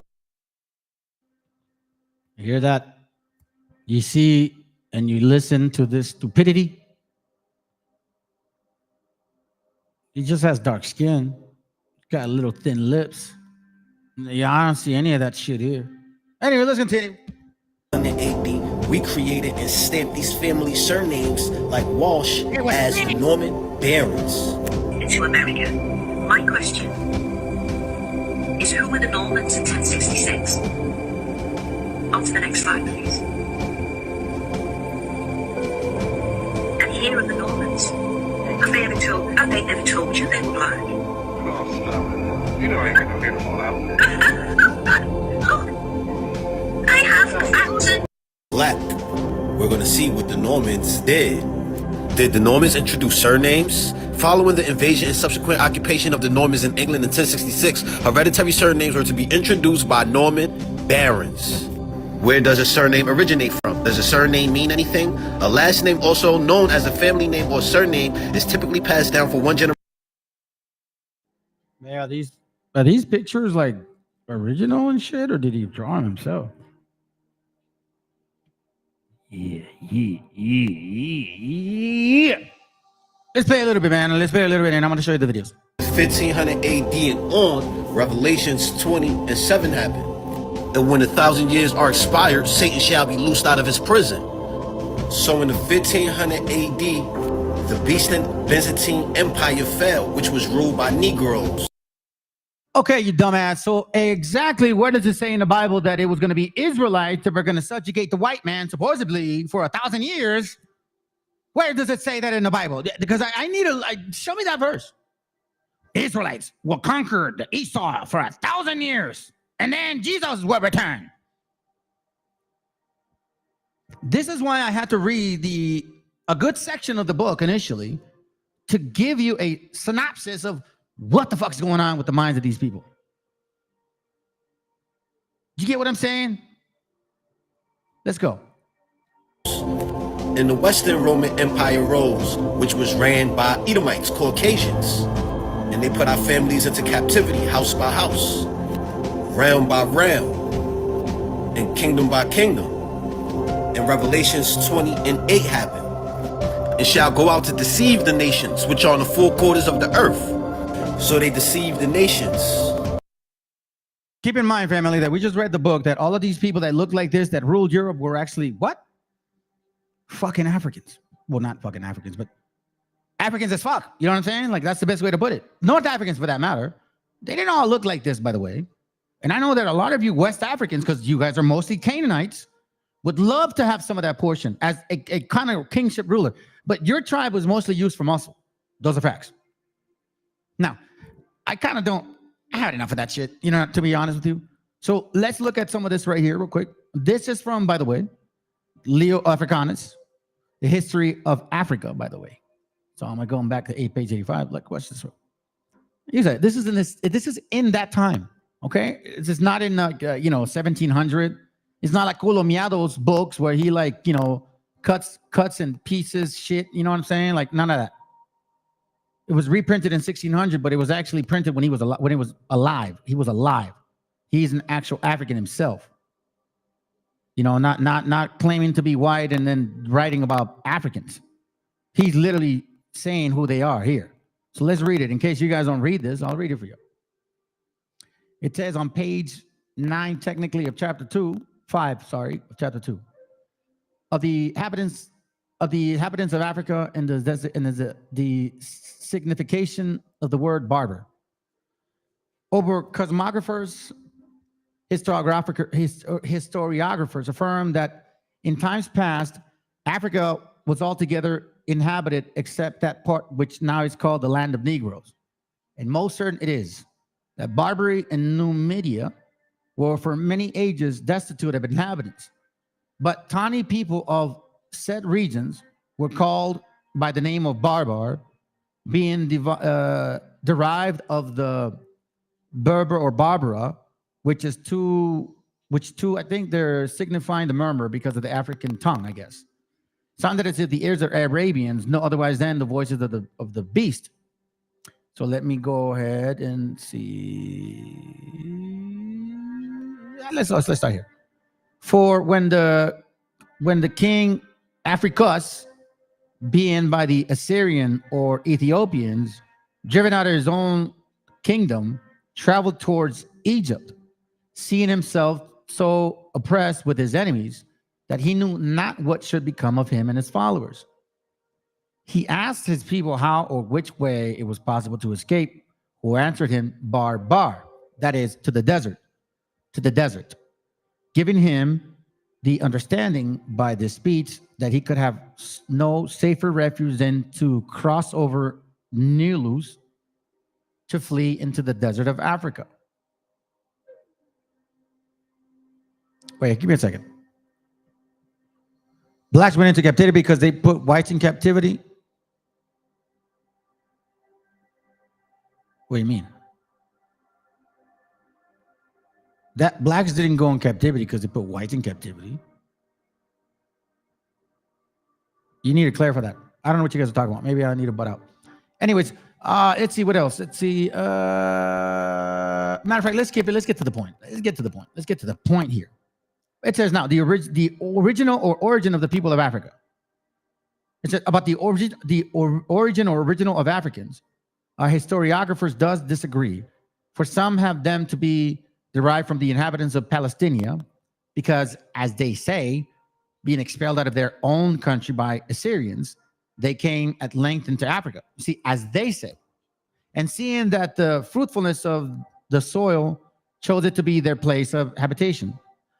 Others of the opinion that they took their original from the Sabians, a people of Arabia Solix, and that before such times as they had put to flight by the Assyrians or Ethiopians, as had been aforesaid. Some others report that the African descended from certain people of Asia, like today, right? Today we have Negroes that say that they were Negroes in China, that they're the ones that taught Bruce Lee how to fight, who being chased hence by reason of wares which were waged against them, fled into Greece, which at the same time had no inhabitants at all. Howbeit the enemy still pursuing them, they were forced to cross the sea to Morea and being arrived in Africa to settle themselves there, but their enemies abroad still in Greece. All which opinions and reports are to be understood only of the original of the Tani people, that is to say, the Numidians and barbarians, meaning people that are up in the north. For all the Negroes, by the way, this is an African man himself. For all the Negroes or blackamoors take their descent from Cush, the son of Cam or Ham or Cama, who was the son of Noah. But whatsoever difference there be between the Negro and the Timor, certain it is that they have all one beginning. For the Negroes are descendant of the Philistines, and the Philistines of Mizraim, the son of Cush. But the Timor fetched their pedigree from the Sabians. And it is evident that Sabah was begotten of Ramah, which was the eldest of Cush. Divers other opinions there be as touching this matter, which because they seem not so necessary, we have purposely omitted, meaning, yeah, there are some important facts to this that we could have probably included, but it's not necessary. This is as clear as it gets. Here, he emphasizes an asterisk, Genesis 10, verse 6. What does that say? Genesis 10, verse 6. And the sons of Ham, Cush, Mizraim, and Put, and Canaan. We have gone deep into the history of these so-called Jews that claim to be. Now, I will say this because we saw an African Phoenician, just real quickly, just so you can understand that this Phoenician history that you guys are so fucking willing to fight for, by all means, West Africans, you could have it. I don't give a shit. You know what I'm saying? I'm not here to argue with that. You guys say you originated, you know, everything came out of Africa, whatever, all that. Okay, cool. Sounds good. Christianity, yeah, I believe it too. But then that means you have to embrace this shit too. The ancient faith of Britain, supposedly, but it does have a history. I want to show you this. The creed of Druidism, monotheism, polytheism, anthropomorphism, the Bardic, the Druidic alphabet, ancient seats of learning, ancient trees, the tree of knowledge of good and evil, reference to Caesar's account of Druidism, affinity claim between Druidism and Freemasonry. And what does that have to do with Human sacrifice. Oh shit, for real? Yes, it does. And tonsures, you know, that bald spot that Christians love to do when they're supposed to be priests, like the ones that came here. Serpents and serpents' eggs. Now, check this out. Druidical circles, stones, stone edges, and Phoenician art. So we see Phoenicians, African Phoenicians, May Day festival, ancient sacrifices, Baal fire. Look at this. Judaism, grove worship, and this particular doctrine. Where do you think Judaism came from? Egyptian origins of Druidism. This is your heritage. Mr. Black man that wants to be a Hebrew, this is you guys. You are the originators of that diabolical religion that Nimrod loves to use to worship. So this right here is what I'm telling you. You want to be Phoenicians? You want to rule Europe? You want to claim it? By all means, please do. But take everything that comes with it. The devil worshiping, the fact that you guys were all North African Jews that had already gone through proselytization quite some time ago. I'm not making it up. I already showed you the books. They're here. And you can't lie about that no more. I mean, you could try. You can continue to teach your people and say, no, that's not true. Don't look over there. That guy's lying. He's a racist. He's an agent. Somebody's paying him. There's no way that Mexican can know so much. I'm going to tell you something again, family. The tree of knowledge, or the knowledge of good and evil, the evil side of that understanding, and I'll do a class on it one of these days, soon. The evil side of that is that you would know how to deal with spirits and control spirits, which is what the Talmud, Babylonian, Sepharad, all of those teachings bring. They bring witchcraft. And that comes from the Emerald Tablets, the teachings of Thoth, which he is either Cush or Nimrod, the first rebellious to go against God, the Most High. He is then the creator. So you guys want to be them? By all means, please be them. Please be them.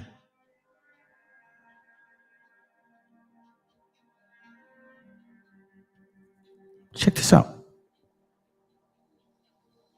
Now I'm going to show you this part.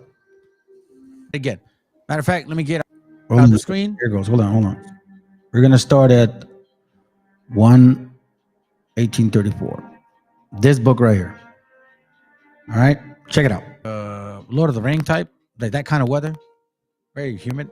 I mean, very damp, I guess, cold, whatever. Moist. Not colorful, you know. So anyways, in this book, he starts identifying his search. Now, I find it interesting because in this book, he points this guy out. Page 35. And it reads, it says, this is the book of Ahmad. Hold on, I'm sorry, family.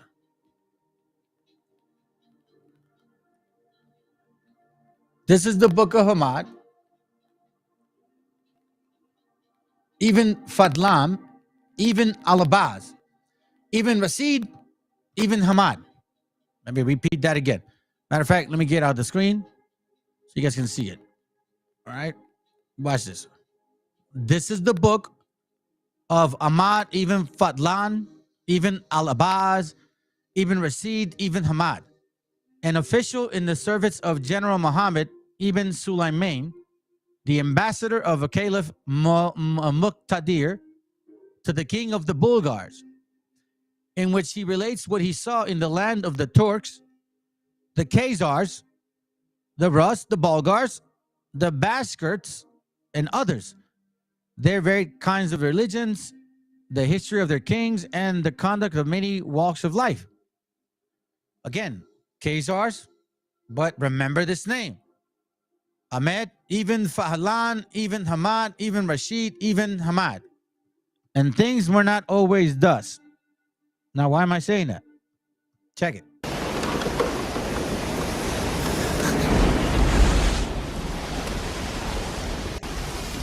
I am Ahmed ibn Fahlan, ibn Al-Abbas, ibn Rashid, ibn Hamad. And things were not always that. I am Ahmed ibn Fahlan, ibn Al-Abbas, ibn Rashid, ibn Hamad. And things were not always that. Okay, you see that? You see that right there, family? Woo!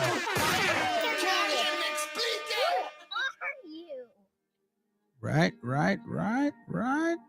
So you're like, wait a minute, that's the same thing that book said. Yeah. This book here, right, has that same name there. So that movie is actually referencing a real person. This is the book of Ahmad, ibn Fahlan, ibn Abbas, ibn Rashid, ibn Hamad. And he says, and things were not always thus. Now, I don't know if he goes on to he catches this, but he says what he is. But you know, they dramatize it that he was sent because I guess he was sleeping with a king's wife. So out of jealousy, you know, they sent him somewhere else, right? But that's not the case. He was there to explore, to understand these people's ways. So let's listen in again, right? So we're understanding who these guys who are. Wait, like for example, Bruh. Wait a minute. Who are you? ¿Quién eres, güey? ¿Quién eres, güey? You know what I mean? Like, who are you people, man? You guys over there claiming to be you, the people of the Bible, but yet your ways are so wicked. Like, I mean, you're just. How can you be? So we're understanding now who they are, because I'm using their material, and I'm just basically playing their chess board. I'm sorry, I'm just better than you guys. Well, let's go.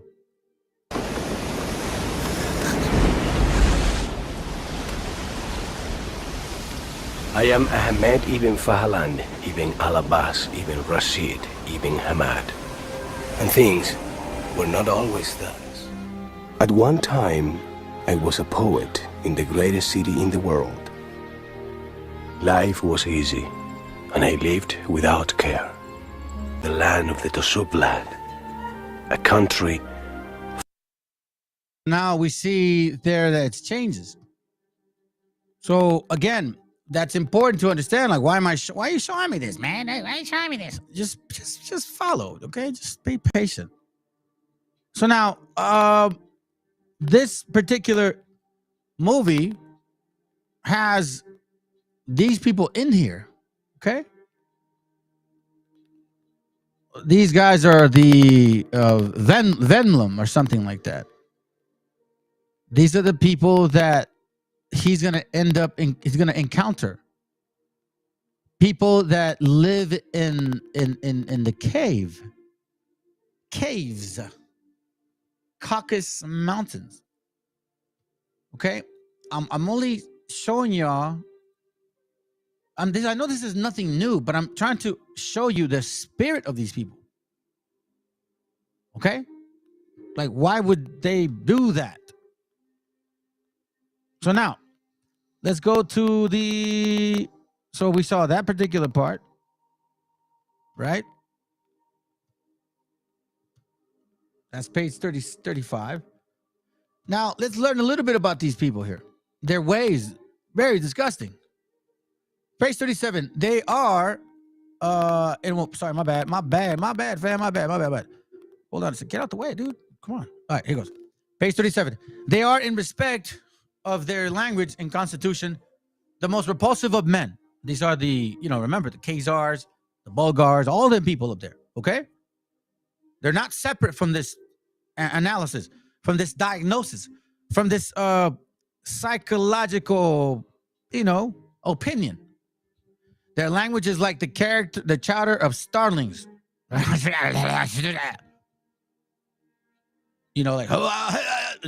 they talk like, like Yiddish, right?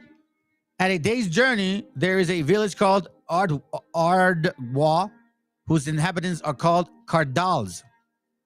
Their language sounds entirely like the croaking of frogs. Damn! They left on March the 3rd, stopped for the night in the caravan. Let me see.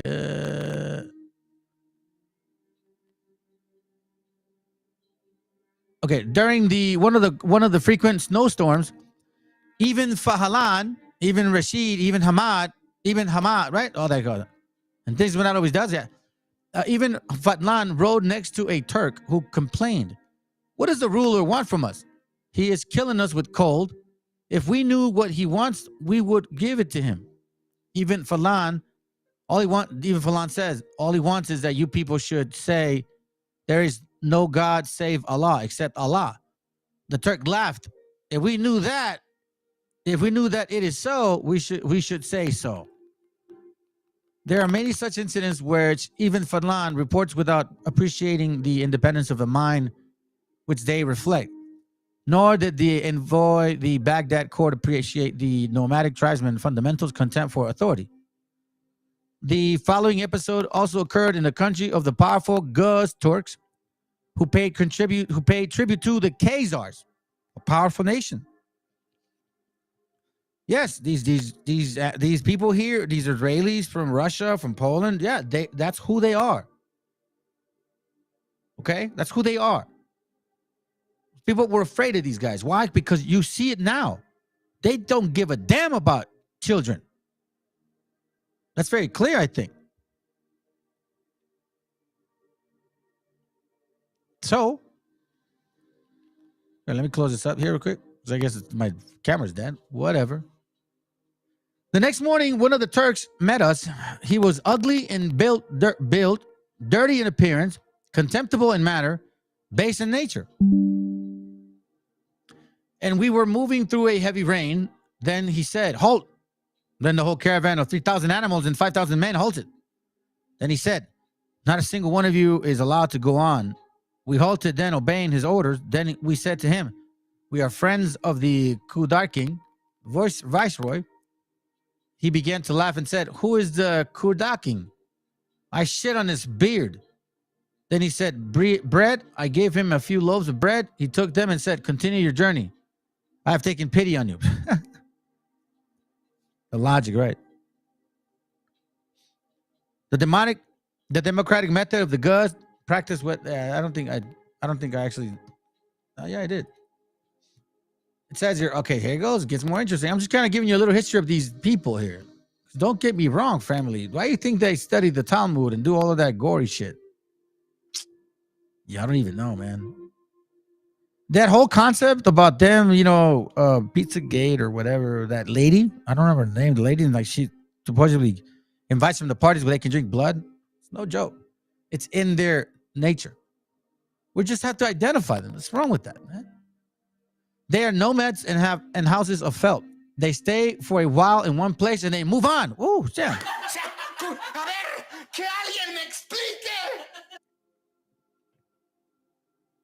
They were in Russia.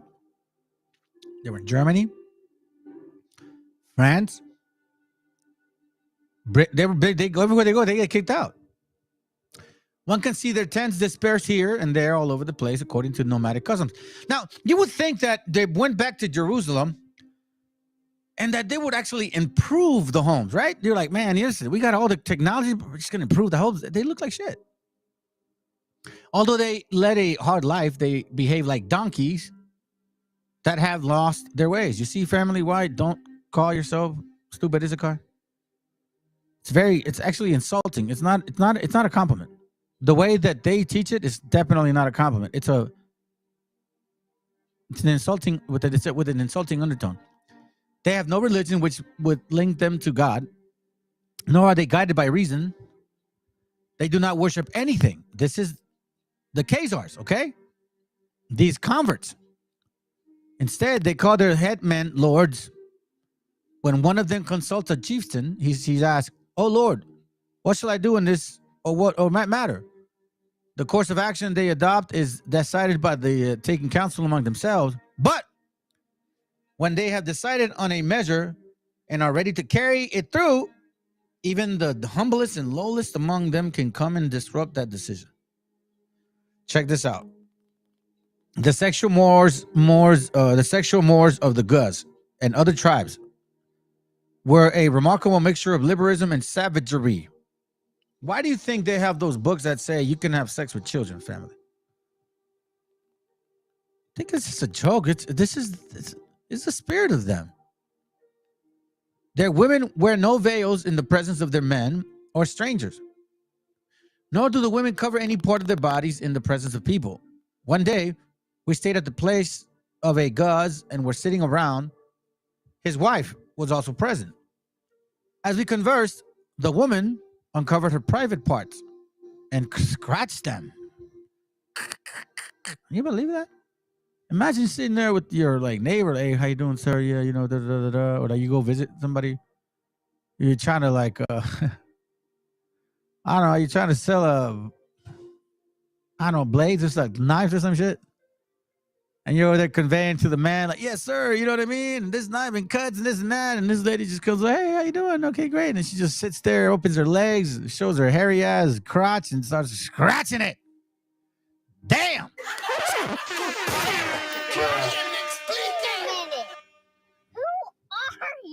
You are the Khazars.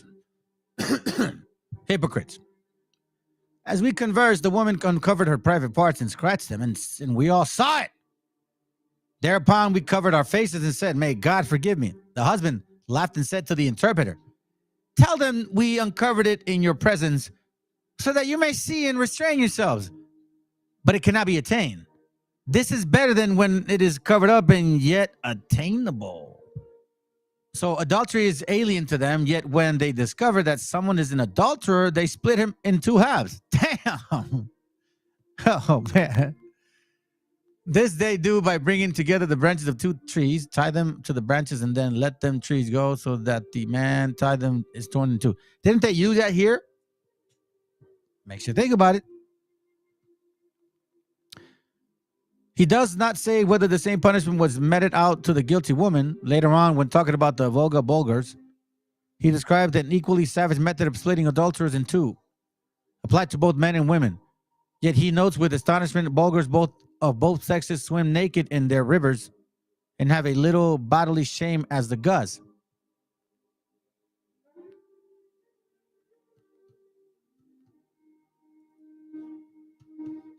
I'm not saying it. He said it. Check this out. As for homosexuality, you know how they say that the rabbis bite that thing off in the circumcision? It's not far-fetched. As for homosexuality, which in Arab countries was taken as a matter of course, even Fadlan says that it is regarded by the Turks as a terrible sin. But in the only episode he relates to prove his point, the seducer of a beardless youth. Damn, bro. You see that, family? Do we not hear about that happening? Now, in case you don't know this, right? Check this out. I'll show you.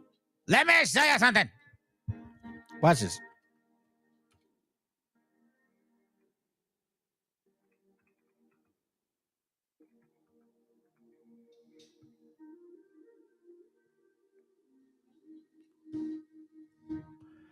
Diaspora pedophile increasingly use Israel as a haven activist charge. The message came in Hebrew English, a warning to the citizens of Israel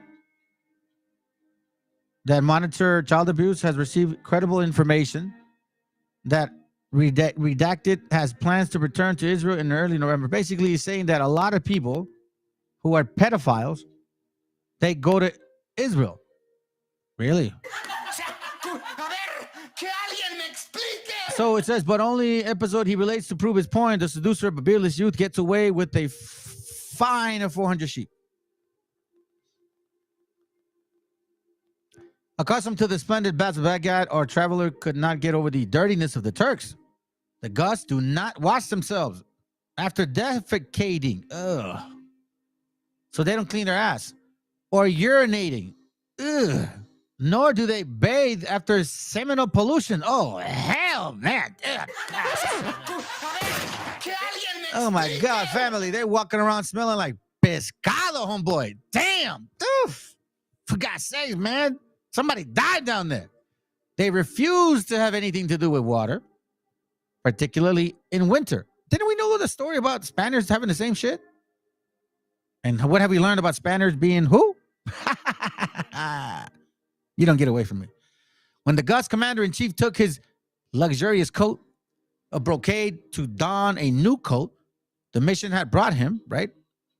They saw that his underclothes were fraying apart from dirt, for it is their custom never, I repeat, never to take off the garment they wear close to their bodies until it is disintegrated. Who are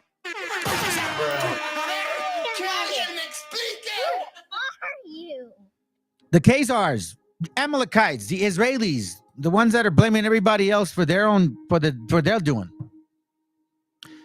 It says here, another Turkish tribe, the Bakshirs, shave their beards and eat their lice.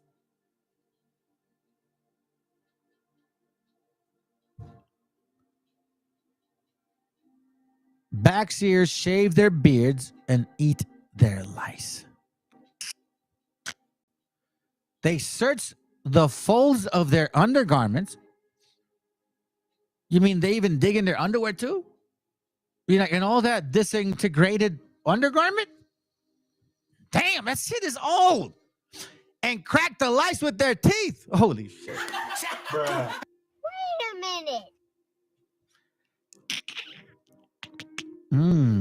That tastes good. Hey, imagine having some of that with tapatio sauce, man. Damn. I'm just kidding, fam.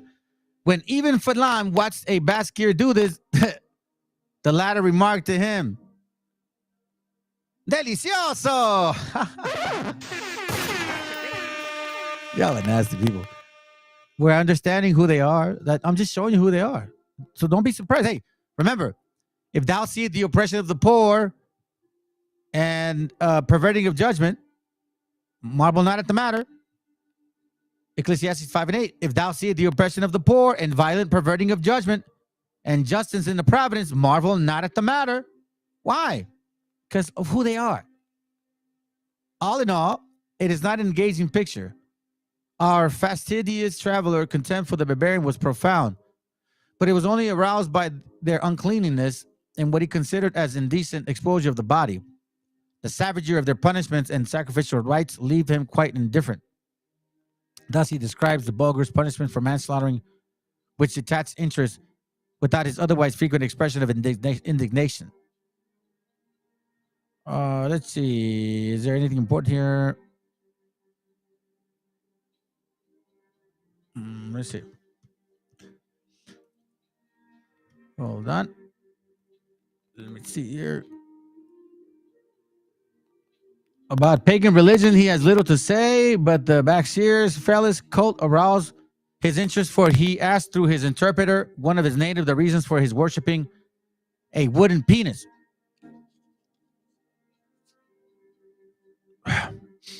Now you know why they've been practicing circumcision. Bruh. And notes down his reply, because I issued from something similar and no other creators who made me. Anyhow, we have seen a group among them worship snakes, a group which worships fish, and a group which worships cranes. You see this? Snakes and fish.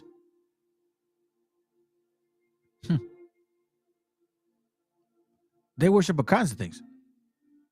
12 deities, winter, summer, rain, wind, trees, men, horses, water, night, day, death, earth.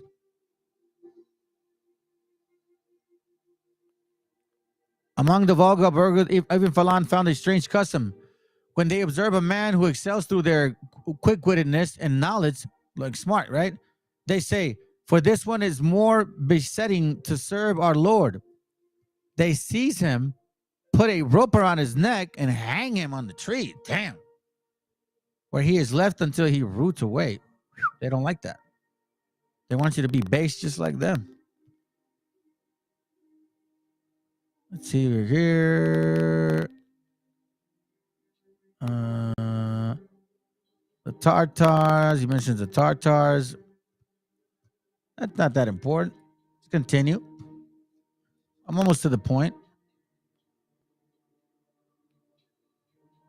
Let's do this. Look, even Fadlan describes not the simple murder of two clever people, but one of their pagan customs, human sacrifice. Snakes, fish, human sacrifice. sound a little similar to a lot of things that we're running into, that we're being accused of, by which the most excellent among men were offered as sacrifice to God. Who holds propaganda? Who's been publishing our history for the last 500 years? This ceremony was probably not carried out by common Bulgars, but by their tabibs.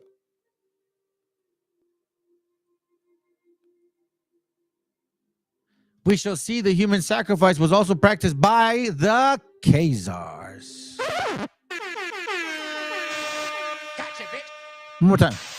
Gotcha, bitch. Including the ritual killing of the king at the end of his reign. You see that? You're going to see something right now. We may assume that many other similarities existed between the customs of the tribes described by Ibn Fadlan and those Khazars. So this is interesting because what I'm going to show you right now, the video, it actually shows including the ritual killing of the king at the end of his reign. It says here, unfortunately, we have debarred from visiting the Khazar capital and had to rely on information collected in territories under Khazar dominion, and particularly the Bulgar court. They're feared. Khazars and Caucasus. Khazar Sea, the Caspian Sea. Even so, we were constantly reminded of the proximity of the Khazars and its potential danger. We heard the video of the guy that says who they are. They're not the real Jews. They're converts. Right? This is chapter 6. 2 basic facts emerged from our survey. The disappearance of the Khazar nation from its historic habitat. Okay, so the Khazars disappear. And the simultaneous appearance in adjacent regions to the northwest of the greatest concentration of Jews since the beginning of the diasporas. You see this right here? So, wait, hold on a second. Matter of fact, let me pause for a bit. I'm going a little bit like nonstop. My bad, family. Hey, shalom, bro. Shalom, bro. Shalom, shalom. Scattered. Kill it. Shalom. Also, for the Freemason, Catholic, Fullest grave, even the Christian church have that Polish pointed architecture. They all people. Where are they? I know, bro. I got to see a picture of that, by the way. Or the sundial. Yeah. Check it out. Check it out. I read this before, but I didn't really pay attention to it like this. Look at this. Two basic facts emerged from our survey. The disappearance of a Khazar nation and the simultaneous appearance in a distant region, meaning a region far to the northwest of the greatest concentration of Jews since the beginning of the diaspora. So it's basically saying that as these guys somehow disappear, these Khazars, they disappear.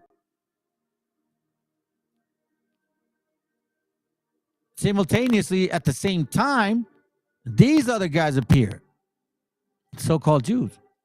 Since the two are obviously connected, historians agree that the immigration from the Khazaria must have contributed to the growth of Polish Jewry. Give me a second.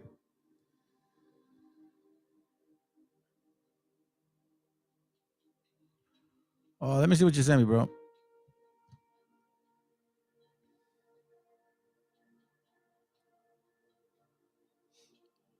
Let me see. So, but yeah. Okay, you know what? Let's watch it. So it says here, since the two are obviously connected, the historian agrees that the immigration from Khazaria must have contributed to the growth of Polish Jewry, a conclusion supported by the evidence cited in previous chapters.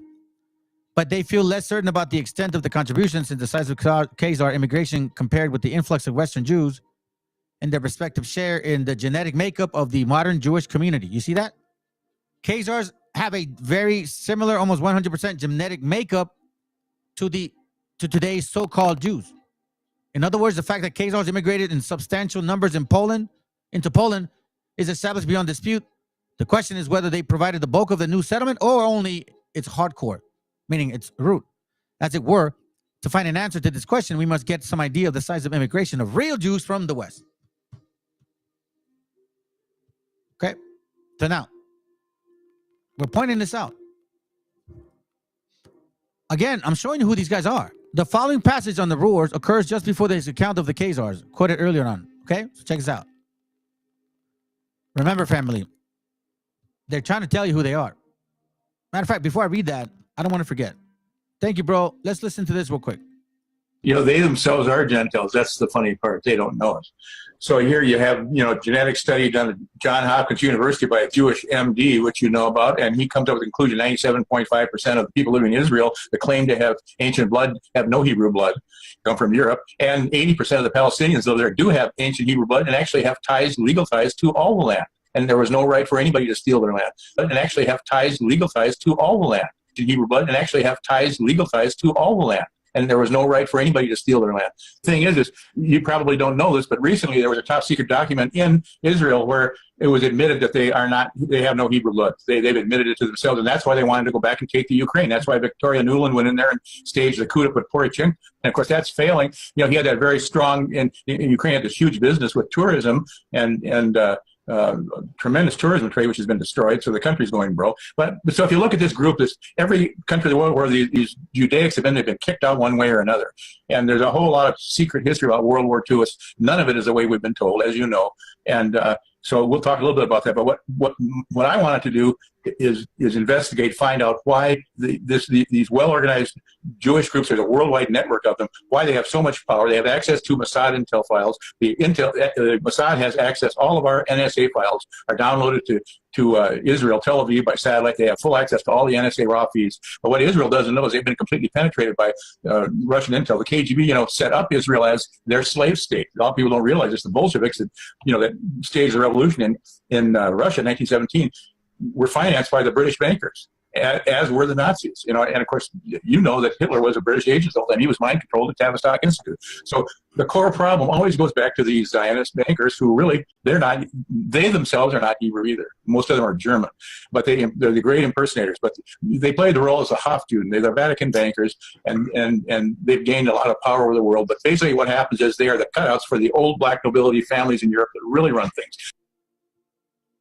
Did you guys hear that? Did you guys hear that? Families in Europe that really run things. These are the unspeakable families. Basically, what happens is they are the cutouts for the old black nobility, the old black nobility, the old black nobility family, the old black nobility family, the old black nobility families in Europe that really for the old black nobility families in Europe that really run things. These are the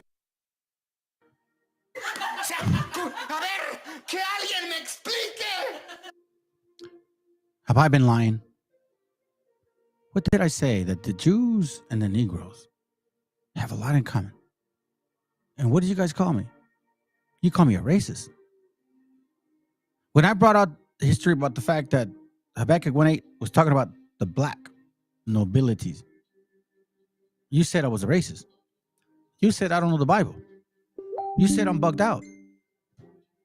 Unspeakable families people do not dare talk about. It's very hard to get their names. If you do searches on the internet, they're there. They run things behind the lines. But basically, where their money comes from, they own all the financial businesses and the big corporations. And the reason that these large corporations are so interested in starting wars is because they make money off wars, the defense contractors. And of course, the big banks lend money to everybody. And if you look at what empowers the Zionists are nothing but cutouts. They're empowered by the private central bankers, the Rothschild banking system. The United States is a franchisee of it. The Federal Reserve is nothing but a franchise of it. People in the United States are being completely defrauded financially. In 1913, they passed the Federal Reserve Act, which is completely illegal, completely unconstitutional, Jim. And we're in a situation where they created real money, which is silver and gold-backed certificates, and they got rid of those bit by bit. 1971, Henry Kissinger, who's part of So as you can see,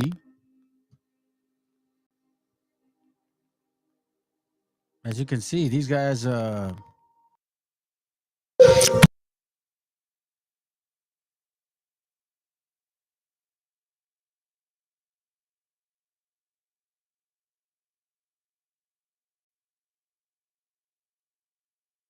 However, and the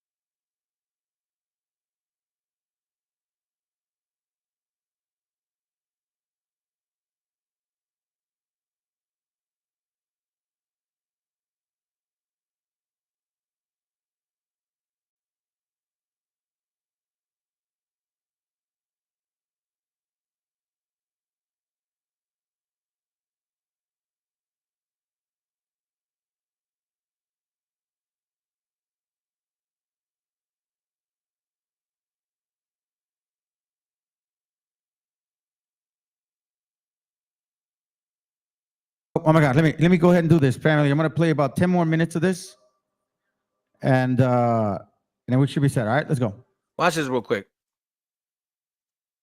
This is, by the way, remember I had initially said that I had initially mentioned that I was gonna show you Kazar video. So now we're gonna talk back once more. We're going back and forth.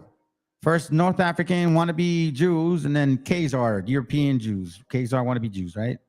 So then we switch it to Kazar video showing what's going on with them. And then now we're going to look at so-called swarthy Europeans who claim to be Jews. Now we're going to find out if they really are, or is this going to confirm that they've always been North African converts? And remember that video about that idiot that's like, yo, you know, we rule Europe. Ah. Okay, let's go. This is their king, right? King James. Oh, King James, yeah. King James a Hebrew. King James a Hebrew, right? King James a Hebrew. Okay, cool. King James, but check this out. What is that King James has right there? That's a seal. You can't really see it there, okay? But you can kind of see it here. You see that seal? Right? He has it right there. But that seal is like facing this way. So as you can see, this is the seal of King James VI from Scotland, okay? Now check this out. This is what we talk about, doing a thorough investigation. Because the last thing you want to do is look silly and look dumb and then get caught behind your lie. So I'm going to show you guys the biggest lie that anybody could come up with. You say that that's your king? Okay. Let's prove who your king is. This is a book from Great Britain and Ireland, okay? This book, coupled with this book, it gives you the definitions and understanding of crest, okay? So now, let's go back here. Follow me, guys. This is important. Look, I could care less about the translation of who approved it because it wasn't he who wrote it, but it's the fact that you're saying he's our people. And I'm going to tell you right now, this is a straight Canaanite. Let's see. Did what to your, let's see, maybe, hold on, let me pause. Descriptions of the Most High view. Yeah, we're going to touch on that, man. We're going to touch on that. Just hold on. We're going to touch on all those color scriptures, man. It's completely wrong, bro. Just hang in there. Listen, man, just what's the word I'm looking for? Humble your spirit, bro, because if you are people, it's not about color, man. That's what we're trying to teach. So if you believe in the Most High because he's black, man, you got a lot to work on because it ain't about that. We're not saying he's white either, by the way. That's not what we're saying. So anyways, so you see the seal, right? This is what he has in his neck. Stop your damn noise. Okay, cool. Hey, bro, you on this channel, man. I could either block you or it's okay, cool. I'm gonna block you, brother, because you know what? I need people to listen. And by the way, you're on this channel. You know what I noticed about so-called black people? Y'all come on channels and say, oh, this and that. Well, then create your own channel and then debunk me, man. It's that simple, bro. I'm not a little kid. I'm a grown man. Debunk me. That's it. Prove me wrong. I want you to prove me wrong. One West, please prove me wrong.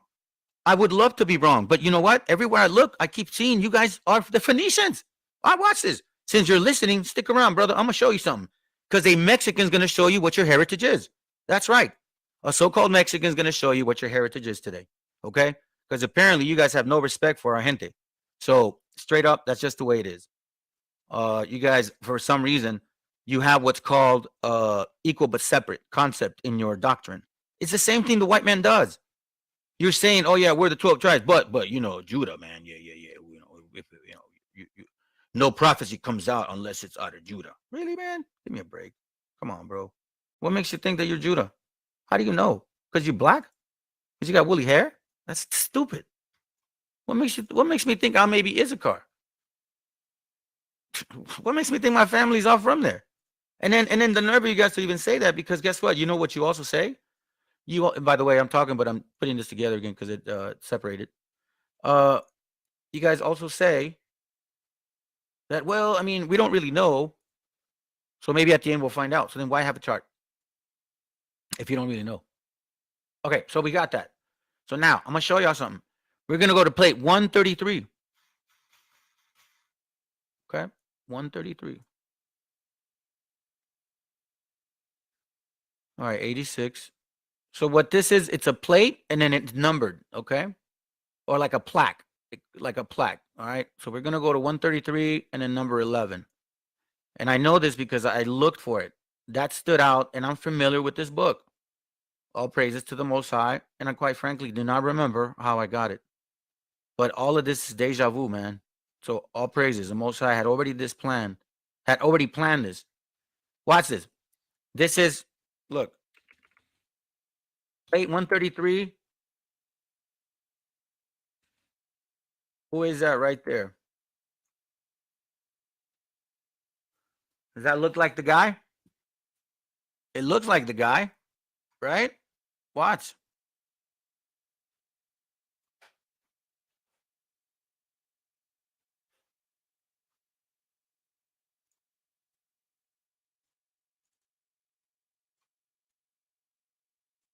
Look.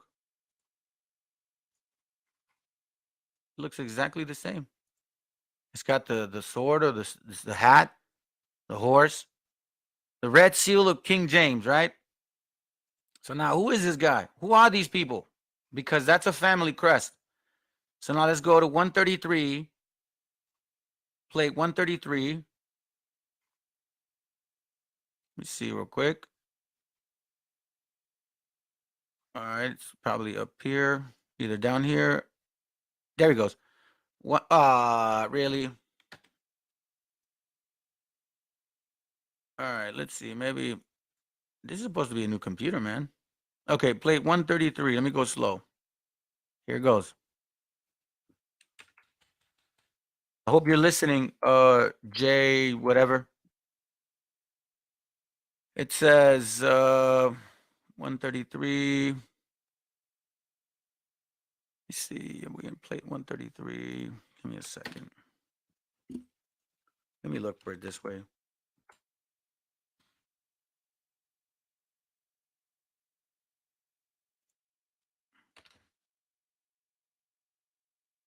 Okay. Give me a second.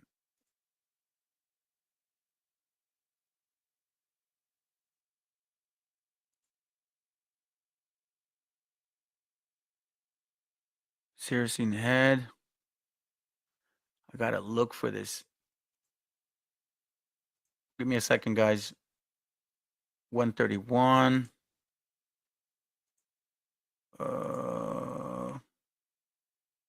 Oh, maybe I'll do this. You see, what you got to look for the name, right? And I haven't seen this in a while, but let me see if I can get the last name. Saracen. All right. Saracen. Oh, it's okay. Just be patient with me, family. I'll get to it. I will get to it. All right.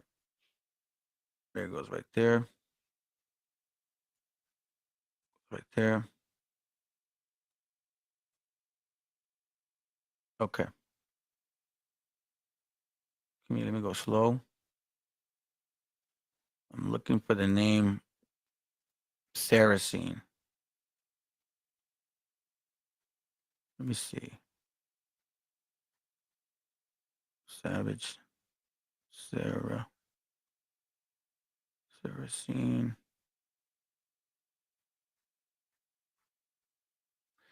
Okay, let me do it like this. Bear with me, guys.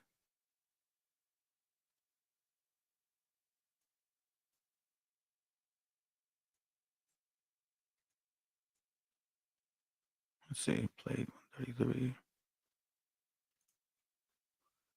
Let's plate 133. Give me a second.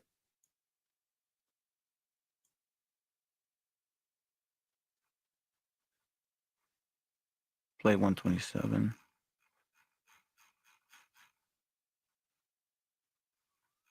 Plate 130. 132. Plate 133. 11. Plate 133, 11. This is not it. Plate 13311.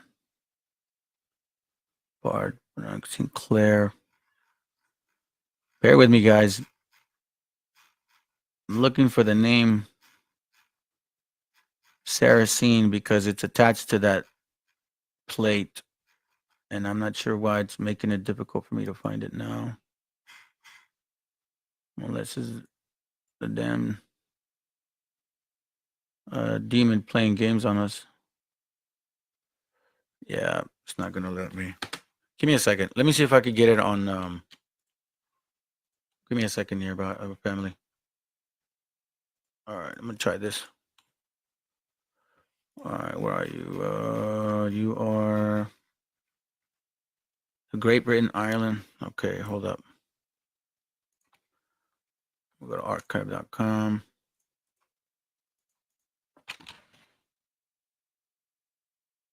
Come on, man. All right, let's see. Crest of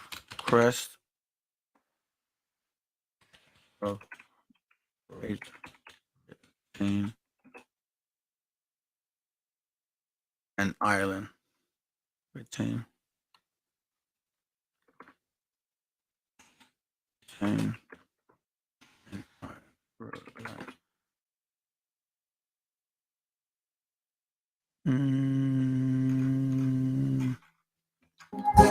Hey, it's probably not. Give me a second, family. I'm tired of shit. I'm not even patient for myself. What the hell, bro? All right, I think here it goes right here. All right, let's get to it. Okay, let's go. Watch this real quick.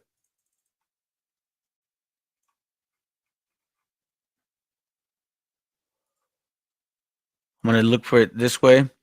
I'm looking for the plate because that's what we're looking for. You see how it says 150 and then 10? The plate, it's a little tricky, but I'm trying to prove a point, okay? Because I'm not gonna go without proving my point here. Then it seems like I'm gonna be a liar, and I'm not a liar, that's for sure. 130. Let's see if it's this one. Okay, not this one. There it goes right here. All right, here we go. Found it. You see that says Saracen on horseback, 13311. Okay. All right, fam. It says Saracen on horseback. All right. So this, they Judah, and my mother is a Pink Panther. Look, check it. Saracen on horseback, 13311. Okay. So now we see that the horseback was this guy right here. Look, one Saracen on horseback. All right. So who are these guys? Watch this. So the Saracens, if you just do a Google, it's going to tell you this: Sunni Muslim army, Saracens, early century. There's not a lot on them, man. It's a weird trip. It's like look, listen, I always research things, and it's like everywhere. This information is everywhere. They tell you they're Romans, that they're Arabs, and then that they're this, and then they're that, right? And you can't really find much. But, with some of my experience, and I happen to be lucky because obviously the Most High wanted me to see it, I found this. So it's human genetics. Watch this. Moors and Saracens, okay? It says, Moors and Saracens in Europe. Estimated the medieval North African male legacy in Southern Europe. Watch what it says. They spread their language, their religion, and Northwest African Berber population, which represents the bulk of Muslim army that later conquered Southern Europe, referred to either as Moors in Iberia or Saracens in South Italy. These guys right here, where are you at? It's a North African haplogroup. Sicily, Italian Peninsula, North African contribution to Iberia and Sicily. So these guys are supposedly the Sephardic Jews, Iberia and Sicily. Man, you guys need to do your homework on these guys, man. Why are y'all claiming that there are people? Look, referred to either as Moors or Saracens, their arrival in Europe dates 711 AD, rapidly subduing most of Iberia and Sicily, 33 AD, among European kingdoms. Their presence was seen as constant danger. Only by the 15th century was the Iberian reconquest completed. You see that? So you guys, you Phoenicians, you North Africans, you Saracens, your king, right? The guy that authorized the King James Bible, He is an African. That's right. Let him know, Ak. Let him know. So now that we know that he's an African, well, guess what? Let's look at Jeremiah 14:2. No wonder he authorized this. Watch. This is really weird, too. Oh, excuse me. This is really weird. Excuse me. Jeremiah 14:1. Watch what it reads. The word of the Lord that came to Jerusalem. Excuse me.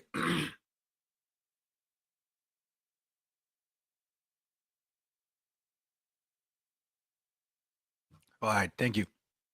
And by the way, I've been up since 12 o'clock this morning because my son has been having a hard time, okay? So for all you that wonder if the struggle is always within you, struggle sometimes with your family.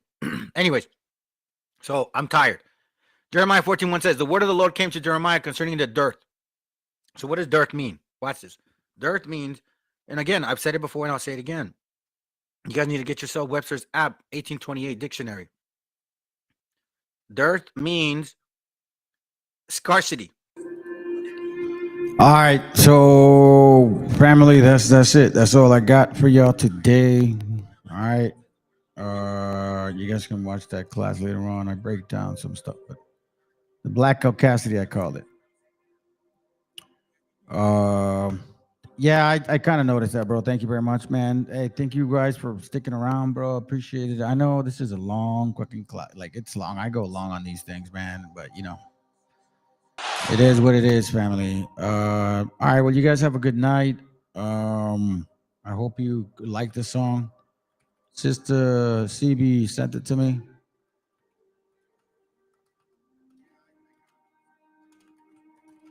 Thank you, sis. I like it. I like the song. All right. I hope you guys can appreciate it. I hope you guys have a good night. I hope you guys have a lot of info out of this class. I really hope you appreciate it. I really hope that it really helps y'all, you know, finding and fighting these battles and, you know, just getting an understanding as to what we're seeing in society now. People claiming to be certain things and they're not. So you can determine it by their spirit. A lot of people can be determined by their spirit. All right. Anyways, thank you, sister, for the song. I typically play Spanish ones, but I like this one. It's a good message. You guys have a good night, all right? Hasta luego. Buenas noches. Matter of fact, hold on a second. Let me just make sure that it plays.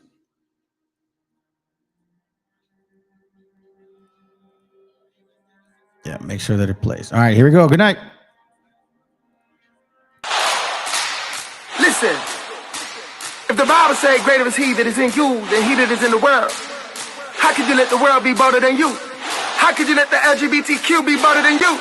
How could you let the Muslims be better than you? Yeah, Jesus ain't white and he ain't African American. You dancing with your flesh, but the truth is you need to bury him. Wear crosses round your neck, but in the spirit you don't carry him. These Christians trying to block me, I guess they think they the cherubim. And you won't go to heaven cause you claim you Trinitarian. If you still hate your brother and you ain't no good Samaritan. Don't talk like that, my brother, you be scaring them. They don't want no beef with the devil, they vegetarian. Man, it's God, then it's faith, and my family, that's what I cherish. I won't bow to Jezebel, no, I can't vote Kamala Harris. Got these medals on my chest, but this ninja never been to Paris. You say that you a man of God, you bow to Bell, you not embarrassed. He gon' break every curse on my life. When I call him, he gon' break every curse on my life. When I call him, he gon' break every curse on my life.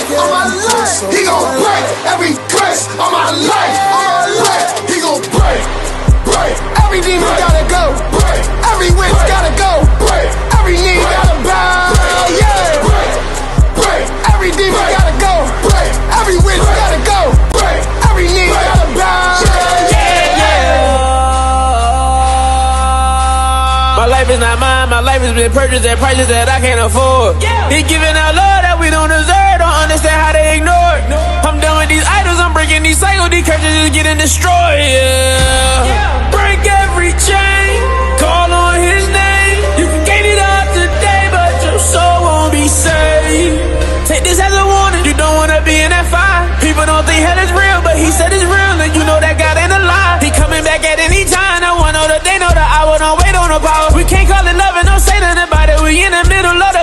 shouting. We stand on the truth, we not dancing around it. For real, we getting canceled about it. Was headed to hell, but Jesus prevailed. He got the keys, and he wrote us about it. He gon' break every curse on my life. When I call him, he gon' break every curse on my life. When I call him, he gon' break every curse on my life.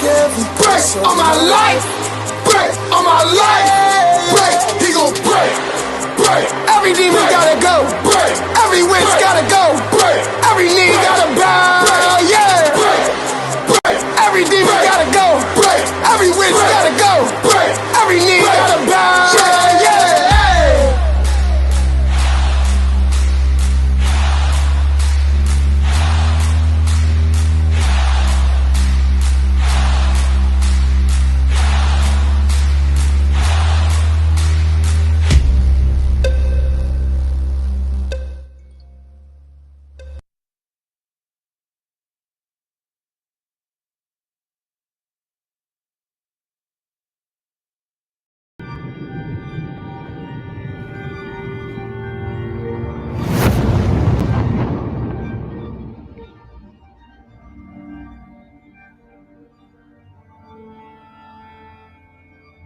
Ical, hijo, abre los ojos.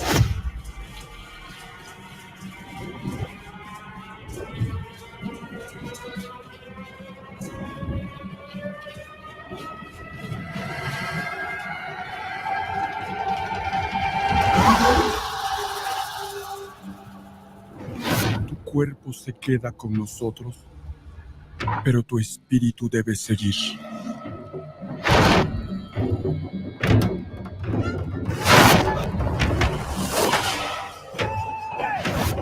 Busca la luz. Aléjate de las sombras. Deja que nuestro dolor sea tu fuerza. Desde aquí iluminamos tu camino.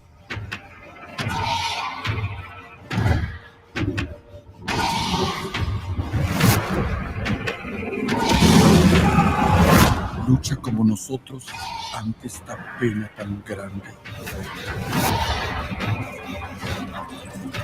Yo soy tú. Tú eres yo.